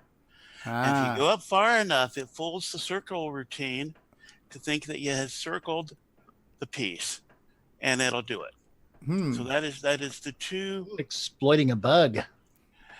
Yeah, that is the two tricks. Okay. Okay. Double back was my mother's favorite game for the color computer, and I don't remember who found the tricks. Okay, with there, it could very well have been her, because she played it for a long time, a lot. Okay, and so those were two tricks for double back. That was a bug that Dale knew about, but he figured that nobody would ever find it. We found it. And I did tell Dale about it, okay, when I met him once. Because I said, hey, Dale, good to meet you. Double back is my mom's favorite game. And, well, here's a couple things. We found out about it. Yeah. It truly is a unique game. It was not like anything else I had ever seen, and it's a lot of fun. It's really, the visual style on it is so cool. The gameplay is fun. It's one of the games that makes you not hate the fact that you had Black Beauties, because it actually exploits the smoothness of those Black Beauty sticks. So it also allowed variable skill levels simultaneously. Like you were playing with your daughter, you could do the circle, 15 objects at once to make massive bonus points, but that's Right. harder for a young child. Right. But the young child can have just as much fun and playing it just as long as you, just doing one at a time. One at a so time, we had yeah. automatic, skill selection built in too. yeah. So you're saying Stevie's better than Megan? I'm not so sure. Matter of fact, double checking. I think when we did the Shark Treasure video as we were doing our playthrough last night, she ended up rage quitting. I'm like, oh yes, I guess you inherited that. It runs in the family. Yeah, it runs in the family. Nice. It runs in the family. Hey, Well, hey, John. actually, Hey, John, could you repeat that that figure 8? Which one? How did that work again? You're describing? do a figure 8 with kind of curved up at the ends underneath the piece. Okay, you get as close as possible to what you're trying to circle, but you circle in a figure 8, you kind of double back underneath of it. And if you create it right, you have to practice a little bit, but after you practice a little bit, you get to where you're creating it, and then you can the software thinks you circled it, and they pop out. But so one of the loops of the 8 does not actually go around the object itself, though. No, they don't go around. They're underneath. Okay. The more you go up the side of it with that figure 8, kind of like I said, it's a distorted figure 8. Up the side of it, more likely you're going to pop it out. You just have to practice to see how. So you're saying you're doing a figure 8 next to the object, or you no way underneath it. So you don't. So the object is not in either side of the 8 at all. You crossover point in the center underneath of the object. Okay. And you do 2 loops on the sides, basically. 2 loops on the side. Okay. And sometimes you have to take those loops up a little along the side of it a little bit. So like I said, it's kind of a distorted figure 8, but it's okay. That's the best way to describe it. Okay. Okay. Interesting. The way that Dale described it to me was that if you have a part of the line to the left of the object and to the right of the object, and you close the circle, then it's that does it. Okay. So it doesn't really actually have to be. It may not have to be a around the figure thing. eight. We didn't. This is how we found and what we used. The way to exploit the trick. Interesting. So had we had the internet back then, that Right, bug would and I probably think spread like. I think in the interview with Dale, he did mention what the actual algorithm was as far as how it was checking. So we could go back and play that to hear it. Now that is interesting. So, and it's a fun game, and I know if you play it long enough, you start to see a lot of interesting things too, like skulls on the screen that don't go away. Yes. And then other things like spiders that will chase you, and God knows what else, right? So that big pulsating X thing, which is after the skulls. Yeah. So, yeah, it's one of those things. The longer And the you play, spiders should look kind of familiar if you've played Temple of Rome. So, yeah, but I thought that was kind of an interesting thing to find. Number one, videos that I never posted before, so they're kind of like little hidden gems, and then having the opportunity to have my kid who was in them before look at them again and see how she reacts now. So I've got a few more of those, and those will get posted to YouTube. I actually have a couple things that if you guys would like to see, I could share. Okay. Okay, let me see where share. And okay, looks like I could do just this would be a little better. Let me share this first.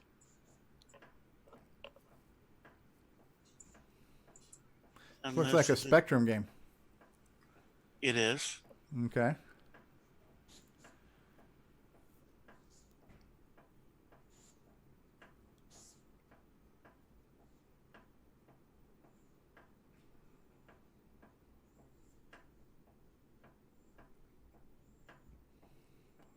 And it's not lined up on things, but it's a way to get some of the details and stuff off of out of the other games, so you can rebuild it in Coco. Now, what is this Rip 'Em? Is this something you made? Yes. Okay. And what are we looking at? This is from Jetpack. And Jetpack is what, a Spectrum game? That's from Spectrum. And then what's the goal here? To be able to rip what you see from the screen and convert it to a tile set that you can put into the Coco? Yes. Okay. Okay. And so. Centipede. I recognize that game. So you pull up just an image and then it rips the image into identifiable things. It probably assumes so many columns and so many rows and then turns them into tiles. Yes. I know you'd probably have to edit them because they don't always match up and line up. Yeah, no, that's neat though. Okay. And I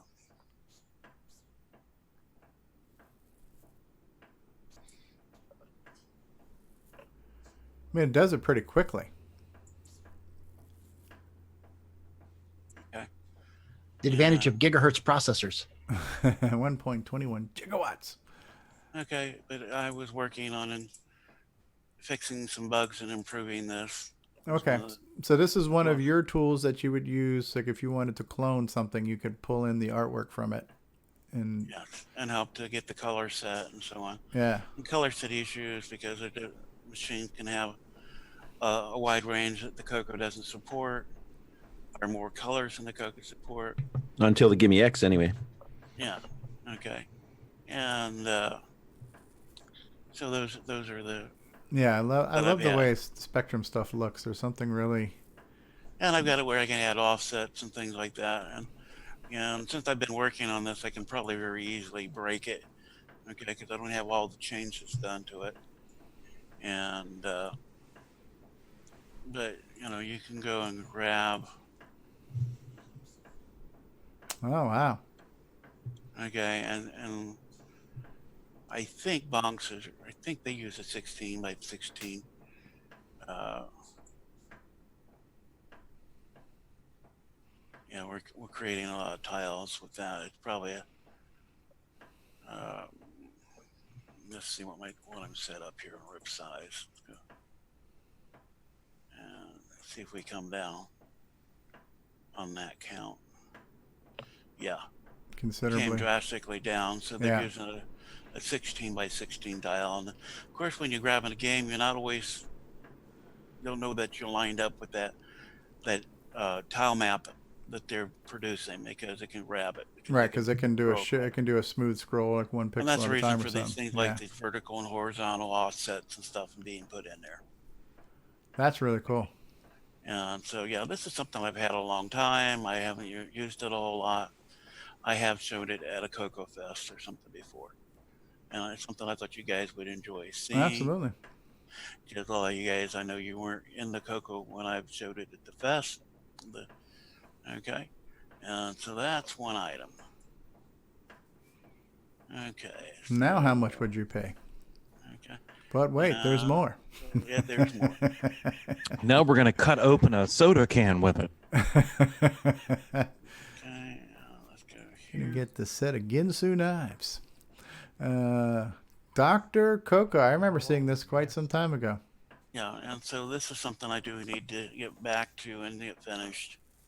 What medical school did this Dr. CoCo go to? Okay, come on. Yeah, I remember you explained to me how this game is supposed to be played. Of course, I don't remember what the strategy was at this point. It's a Dr. Mario clone. Yeah, so that's what- okay. Just matching the colors, sort of. Mm-hmm. Yeah, just match colors. Yeah. It appears to be working. Yeah, I have this for the Oh, NES yeah, somewhere. It does work. I just need to finish the graphics and make sure all the levels. What's the minimum number before they go away? It has to be 4? 4 of the same color? 3. 3? Okay. You add 3, you got to have 4 in a row to. And so the ones that are bugs are kind of immovable, right? So you kind of have to clear those guys out of the way. Yeah. Oh, it is 4, huh? Yeah, because there's 3 Thought right it was now. 3 There's all the 3 time. yellows that are not moving right now. Yeah, Got it. Yeah, it's 4. Okay. You just So add 3 to the Aliens or whatever they are. Yeah, the viruses. Oh, That's pretty cool. hence Doctor. Yeah. Nice. Oh, so yeah, that's neat. And so the idea is to get rid of the bugs. Those are the sickness, right? So you want to get rid of, get down with the sickness. No, that's cool. Okay.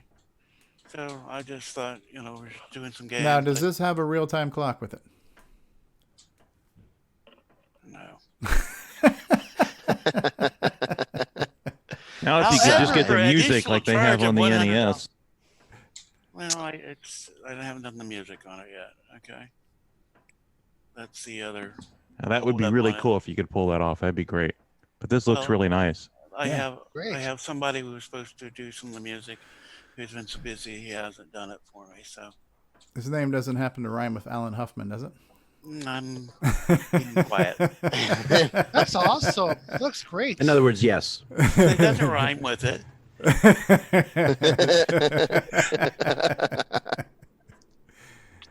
Does it rhyme with Lowlin Uffman?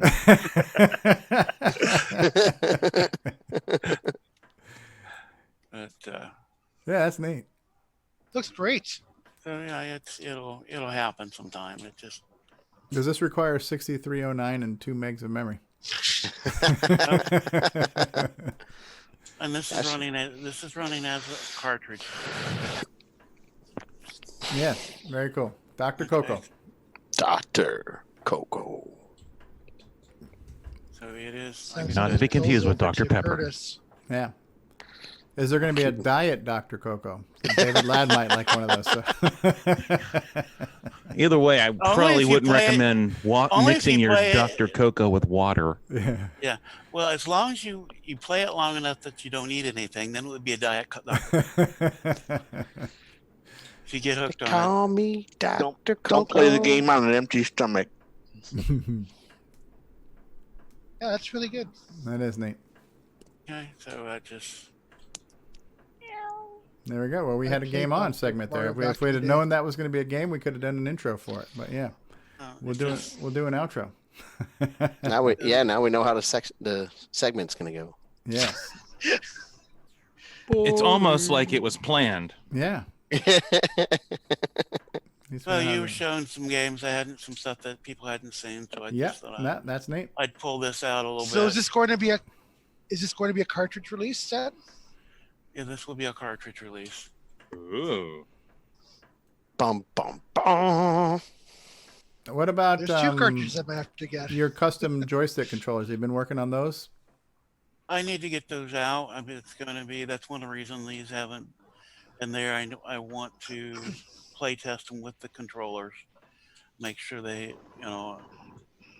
it's based on the controller. I mean, these you can play with the keyboard, and I can test that, but I want to have the real controllers and test them with the controllers. Sometimes the feel of the controller is a bit different than the keyboard, so I'll make sure my timing and everything just feels right with the keyboards. So cool. all right. Cool. There you go. You great. saw it there. Sneak peek of Dr. Coco. I like it. John Strong. Not to be Strongly. confused with Doctor in Coco. Doctor. Yeah. Speaking of Doctor and Coco, do we have a new Joey in Coco? Let's see. Yes, Where we has do. it? We do. We do have a new Joey in Coco, which would be, is that number 13? There's a direct link to it, actually, that I have. What are the chances? Because last week, wait a second. I'm trying to do my math here. Okay, so I guess Joey and Coco number 12 was the video. That's one that we saw Yes. last week, right? And so how about we do that? How about we replay that real quick? And for some reason, there you go. New cartridge for Christmas, kid? Nope, my buddy Glenn down the street borrowed it to me. Wait, one of my brothers is nearby? Couldn't it be his sister? Get me the serial number and I'll tell ya.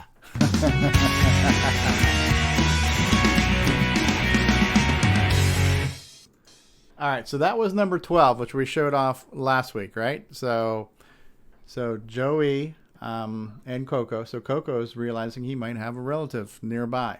So here we have number 13, and this one is called What Are the Chances? And so here we go. Panel number 1. Did you get the serial number from your friend Glenn's Coco? And Joey says, I'll go over this weekend. Why are you so interested? And Coco says, maybe he's one of my buddies from the assembly plant. And then Joey says, did all you Cocos get along? And Coco's, mostly, although there was this one guy in my batch who was a royal pain. But what are the chances, right? So the one guy he couldn't get along with, what are the chances that guy might be his neighbor? I think that's what we call foreshadowing. Foreshadowing. What are the I got along with everybody except this one guy. When I return to my village, I will be married. Don't say that. Oh Lord! Another great work from what did we end up calling him? The Duke of all Coco Media. He didn't want to be called the King of all. So DeBruce Moore is the Duke of all Coco Media. Good job. That's what D stands for. Oh, D for Duke. Have we run out of topics now? Have we said what we need to say? Anyone else? Okay, now we have Brian, the Music Man Schubring, is holding up a large device that hopefully we can see now. Senile. Hold on, Brian. Let me make your video larger. Okay, what are we looking at, Brian? This is actually a project that I started about 15 years ago. Dual serial pack with MIDI pack built all together. Where does it plug into? Looks like an ISA card that could go in a PC or something. Yep. It's actually set up to go into, it'll fit into a multi-pack. Okay. If you don't have it in the case. I was actually going to put this together with my repack Coco, but my repack Coco died and I was never actually able to fully test this unit. So it was never really used. A double serial, double MIDI? Single MIDI dual cereal. Single MIDI dual cereal. Yep. Is it MIDI in, Lettuce, out, and through? cheese, special sauce on a sesame seed bun. It wasn't quite the Big Mac. Who needs an MPI when you can get 15 things on one card? Like This sounds right up David's alley. it's more like Cocoa Puff if it's a cereal. Maybe, yeah. I was using the Big Maxium dual channel chip for putting out the RSC-232 signals from the 6551s. Very cool. That's like all. to I found it. I acknowledge just wanted to share it. I might even That's a start lot of the next LSI. Cocoa Fest. That would be good. I'd like to acknowledge something, if that's okay. It's not directly Coco related, but for me, it was indirectly Coco related. Okay, Nick Marotta. When I was a teenager, being a good Canadian boy, some of my favorite times were spent in my room playing with my Coco and listening to Rush. And as we know, this week, Neil Peart, drummer from Rush, passed away, and it's really weighing heavily on me. He was definitely a big part of my, like I said, playing the Coco and listening to, I guess, be moving pictures and signals back. That would be the albums. That Oh yeah. And so yeah, it makes me sad. It's definitely a part of my childhood that I cherished.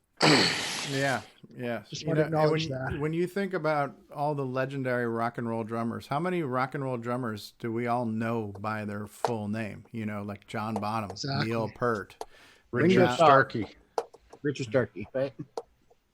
So yeah, Neil Peart, probably one of the most quintessential rock drummers. Ginger Baker. Yeah. Neil was also the main lyricist for us too. He's quite an does intellectual Ringo too. Starr make that list? I believe he already did, just under his real name. So, yeah. And I didn't realize that. I didn't realize he wrote a lot of the lyrics too. That's pretty cool. Stevie Stroh. He was a big Ayn Rand fan. That influenced a lot of his lyrics, like 2112. That sort of stuff. Gotcha. All right. Well, we will all pause for a moment of silent meditation as we remember Neil Peart. Okay, as you were. I'm sorry. Who was? It's just funny how you associate. For me, music is associated with a lot of memories. Oh, absolutely, absolutely. Yeah. I'm sorry, but who is Rush? Rush Limbaugh, come on. Rush Limbaugh, nice. Come on. Oh yeah. All right. Well, we are coming up on 2 hours, and 2 hours is probably a good sweet spot for a length of a show. So for a show about nothing, because we'll be back later. We're going to be back in a couple of hours with interviewing the Amigos Retro Gaming Group. Yay! Guys, same channel, just slightly later time. So 6 p.m., which would be 6 p.m. Is that Florida 2 time? 2 hours, yeah, 6 p.m. Florida Eastern, time, Eastern Standard Time. So about 2 hours from now, we'll be back right here on this channel as we talk to those guys. Anybody else got anything else you want to talk about before we start to play the closing credits? Oh, Christ. Yes, David. I'll slap him later. Yeah, David. Oh, thanks, Christ Mark. was I a relative always of needed David. some of that. Yeah. So, does everybody have their grease weasels yet? I do. Now, to spend a moment and talk to you about the Church of Grease Weasel Consciousness. I would like to say thank you, everyone, for joining us today on CoCoTALK, and we hope to see you this evening. And I'm going to say goodbye and see you tonight. All Did you notice on Chet's list of things that people want, Grease Weasel was not on the list? Neither was anything Just of pointing that the out. none of the Joey series of products was on there either. So yes. But So Nightmare Highway made the list. Yeah, controller adapter. Yeah, the controller Kinda. adapters was mentioned as a general. Yeah, so yeah. since David was one of the last people to speak, I do have a nice fun video. Oh, Curtis we could play do here Nightmare from Highway. Yeah. I have a This is video that that I like voice. to call "Trolling David." Let's play this and then we'll play the outro. Yeah, no, it was very and then come back to He had to wear long sleeves because you're gonna make me look this up on Snow. Semi-graphics mode. He was never situation happens with the I was hoping it was right, but I didn't want to. It's something that no one's really ever thought of. I tried to, I wanted to practice him, but then I returned, and then I'm actually back in a text mode BDG. But it's like crap because Everything they say about Bob Ross. it was the code for HR were already graphics mode, and it wasn't, and it's just. I don't think those interactions have been Drivewire, And that's one of the things why I said some of those display codes can be in the specific modules rather than in BTIO. Because then BTIO can be left alone. And then when you do the display, then it's handled by that. Those control codes are handled by that code module. And then, because right now, the only thing that Curtis has is... like John Strong right there. Really, are you recording this, Steve? Not at all, David. Drivewire, VDG, VGA. So what I was thinking is that you'd have TTL, Drivewire. This concludes another episode of CoCoTALK, the world's leading live talk show featuring the Tandy Color Computer. For all things CoCoTALK, visit us on the web at CoCoTalk.live. We'd love to hear from you. Send feedback, suggestions, even segments via email to CoCoTalk@CoCoTalk.live. CoCoTALK is rocking the 8-bit world, keeping the Tandy flame alive. We may be mocked, but we'll never stop, 'cause CoCoTALK is rocking the 8-bit world.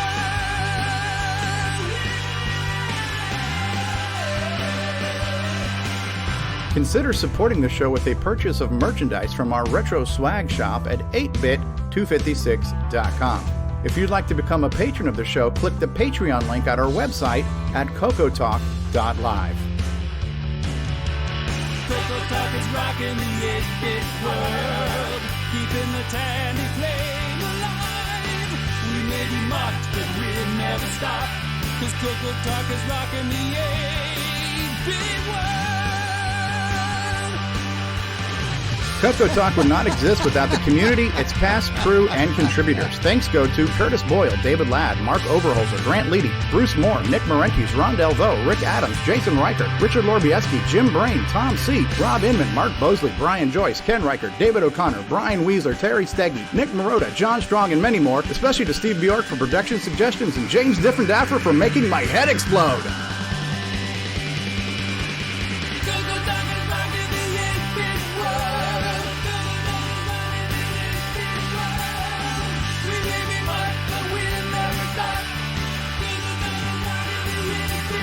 Please help support the CoCo community by visiting some of its various contributors.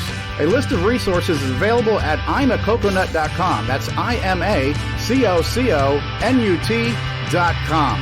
The CoCoTALK theme song is copyright 2008 by D. Bruce Moore and Greg Sheeler. Mixed, mastered, and produced by D. Bruce Moore.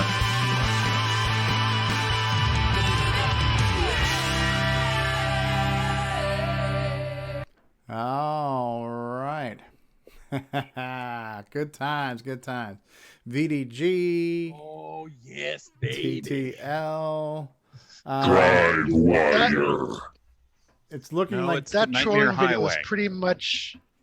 That trolling video is pretty much an indication of the kind of friendship we have. We just constantly I think I was sitting across the table for that one. So David has added you Grease Weasel. Liked it, Stevie. Oh, I loved it. Yeah. David added Grease Weasel to the Chet Simpson poll of things that people want, and so far he's the only person who's voted for that, right? Oops, I'll have to fix that. Yeah. So what type of following game-related products? How is the Grease Weasel a game-related product when it's a floppy-related product? Technically, Steve, if you want to get into it, if you wanted to mass produce the game on floppy, you would need that tool. Alrighty then. Would be the best So way. then, in that particular case, it would be a game-related tool because you're producing the game on floppy. Also, Oh, if you're Lord, back to David. floppy Good disks, gravy. you want it for archiving. Okay. All right. Well, I'm just gonna go stab myself in both eyes when I'm done with the show because that's. We should really introduce the David Ladd creepy meter. Okay. Parting thoughts. Ron Delvaux. Will you be joining us tonight when we talk to the Amigos Retro Gaming guys at 6 I don't o'clock? know. Maybe it depends on how my wife feels. Okay. All right. You're gonna what? You're gonna what? Nothing. I'm not doing nothing. Mark D. Overholzer. Hey, thank you. Glad to be here. Thank you very much. All right. Curtis, we hope you feel better. Hopefully you'll be able to make it through our second show tonight with your voice and everything. Yeah, I'll probably grab a power nap here and see if I can sleep some of this off here. Okay. But, yeah, I'm looking forward to the interview. That's gonna be fun. Excellent. Brian, the Music Man Schubring, thank you for being here. Any parting thoughts? Nightmare Highway. No better words have ever been. Al Hartman says, I'm uncomfortable talking about David's tools. Okay. Rick Adams, any parting thoughts from you? I have no wisdom to impart. I'm sorry. All right. Jason, the Coco Thank you. Man You're Reichert. too kind. Yeah. Yes, so are you. Thank you. Jason Reichert, parting thoughts. All right. If you paid $5, you paid too much. Brian Weasler, parting thoughts. What are we down to? 100 days to Coco Fest? Oh, yeah. That reminds me. I got to book my room. Thanks for reminding me. Nick Marotta, parting thoughts. Yes, just please join us at 6 o'clock for the interview with Amigo Retro guys. They're really cool guys. Lancer or buzzard bait? Buzzard bait. Love buzzard bait. You're still wrong. Better than Lancer. Still wrong. Team buzzard bait. Paul Thayer, the Slayer. Any parting thoughts from you, sir? Yeah. Has anybody beaten the House of Foo on Digger 3 yet? Which level is that? What number? 15. I Oh, pity wait, the that's Foo. hexadecimal 15, so I don't know. Okay. 23. Is that the one I got stuck on? I don't know, man, but it's ridiculous. Ben Drake says also Team Buzzard Bait. Mark Bosley, parting thoughts. All right, Ben. Hey, when's Glenside going to have the ticket booth open? Check Tandy list and see. Maybe we'll hear an update soon. David Ladd, any parting thoughts from you? I'm afraid to ask. Yes, everyone, be great to each other. Do a group hug once in a while. Oh, God. And Grant, be nice. We are supposed to be uplifting the community. Everybody be happy. Supposed to be. See That's you why later. I brought that. That's why I bought that hydraulic jack. That's right. John Lowry, parting thoughts. See you at 6. All right. Nick Hey. Marentes. Has my mother won that Coco yet? No. Oh, speaking of that, so I plugged the Coco in, and it boots up to random text. I'm not getting to a basic prompt, so it is now over my head on the hardware side. So I was going to reach out to Richard and see if I can just send it to him. So the Coco 2, we're still going to give it away, but I wanted to plug it in to do the RAM test to make sure it could play Sailor Man, and it didn't boot into the basic prompt. So something could be a simple reseeding of something. So maybe I'll, we'll get if we. My can't... mother's good at working that stuff. So just let me know. All right, Nick Marentes, any parting thoughts? Except that I got the rest of the weekend to try and get David Ladd out of my head. Yes. It's like don't worry, Nick. You're making it worse. You're making it worse. Nick Marentes, you going to join us for the Amigo Retro guys tonight? I'll try to, yeah. Okay, same channel here on Zoom and on YouTube. Don't worry, Nick. I'll be there. Crikeys. Okay. There's some incentive. And the final word comes from Grant Leety himself. Have a good night, guys. We'll see you later tonight at 6 o'clock, and I promise to not do a live stream. All right. Well, we are going to press the button. Let's real quickly say thank you to the people in our live audience as well. We were joined by Mark Overholzer and Retro Innovations and Al Hartman and Matchy Games and Ben Drakes and Dave Phillipson and Tim Franklin and Dave and Sharon Veery were out there. And who else was out there? Salam Abraham and who else? Dave and Sharon and Dave and Sharon and Matchy and Sharon and Dave and Matchy and Dave and Sharon and Coco Man. And the Freak Show says, the Freak Show telephone company says, I love my Coco 2 with my Coco SDC. Pete Willard was out there saying Coco VGA is real nice. And Ben Drakes, Mark Overholzer, Matchy Games, Pete Willard, Matchy. Nimble was out there. Retro Innovations, Dave and Sharon, and Pete Willard. And Qui-Gon was out there. Jason Downs was out there. Grant Leedy, James Jones, Al Hartman, Grant Leedy, Dave and Sharon, Matchy, Retro Innovations, Mark Overholzer, Ben Drakes, Strick Yak says howdy. And I believe we've got everybody out there now. So thank you guys who watched us today. Thank you guys for being on the panel. We will see you all in a couple of hours with our follow-up show. Until then, take care. Coco forever, everybody. Bye. Say goodbye, everybody. Bye, everybody. Out. Everybody.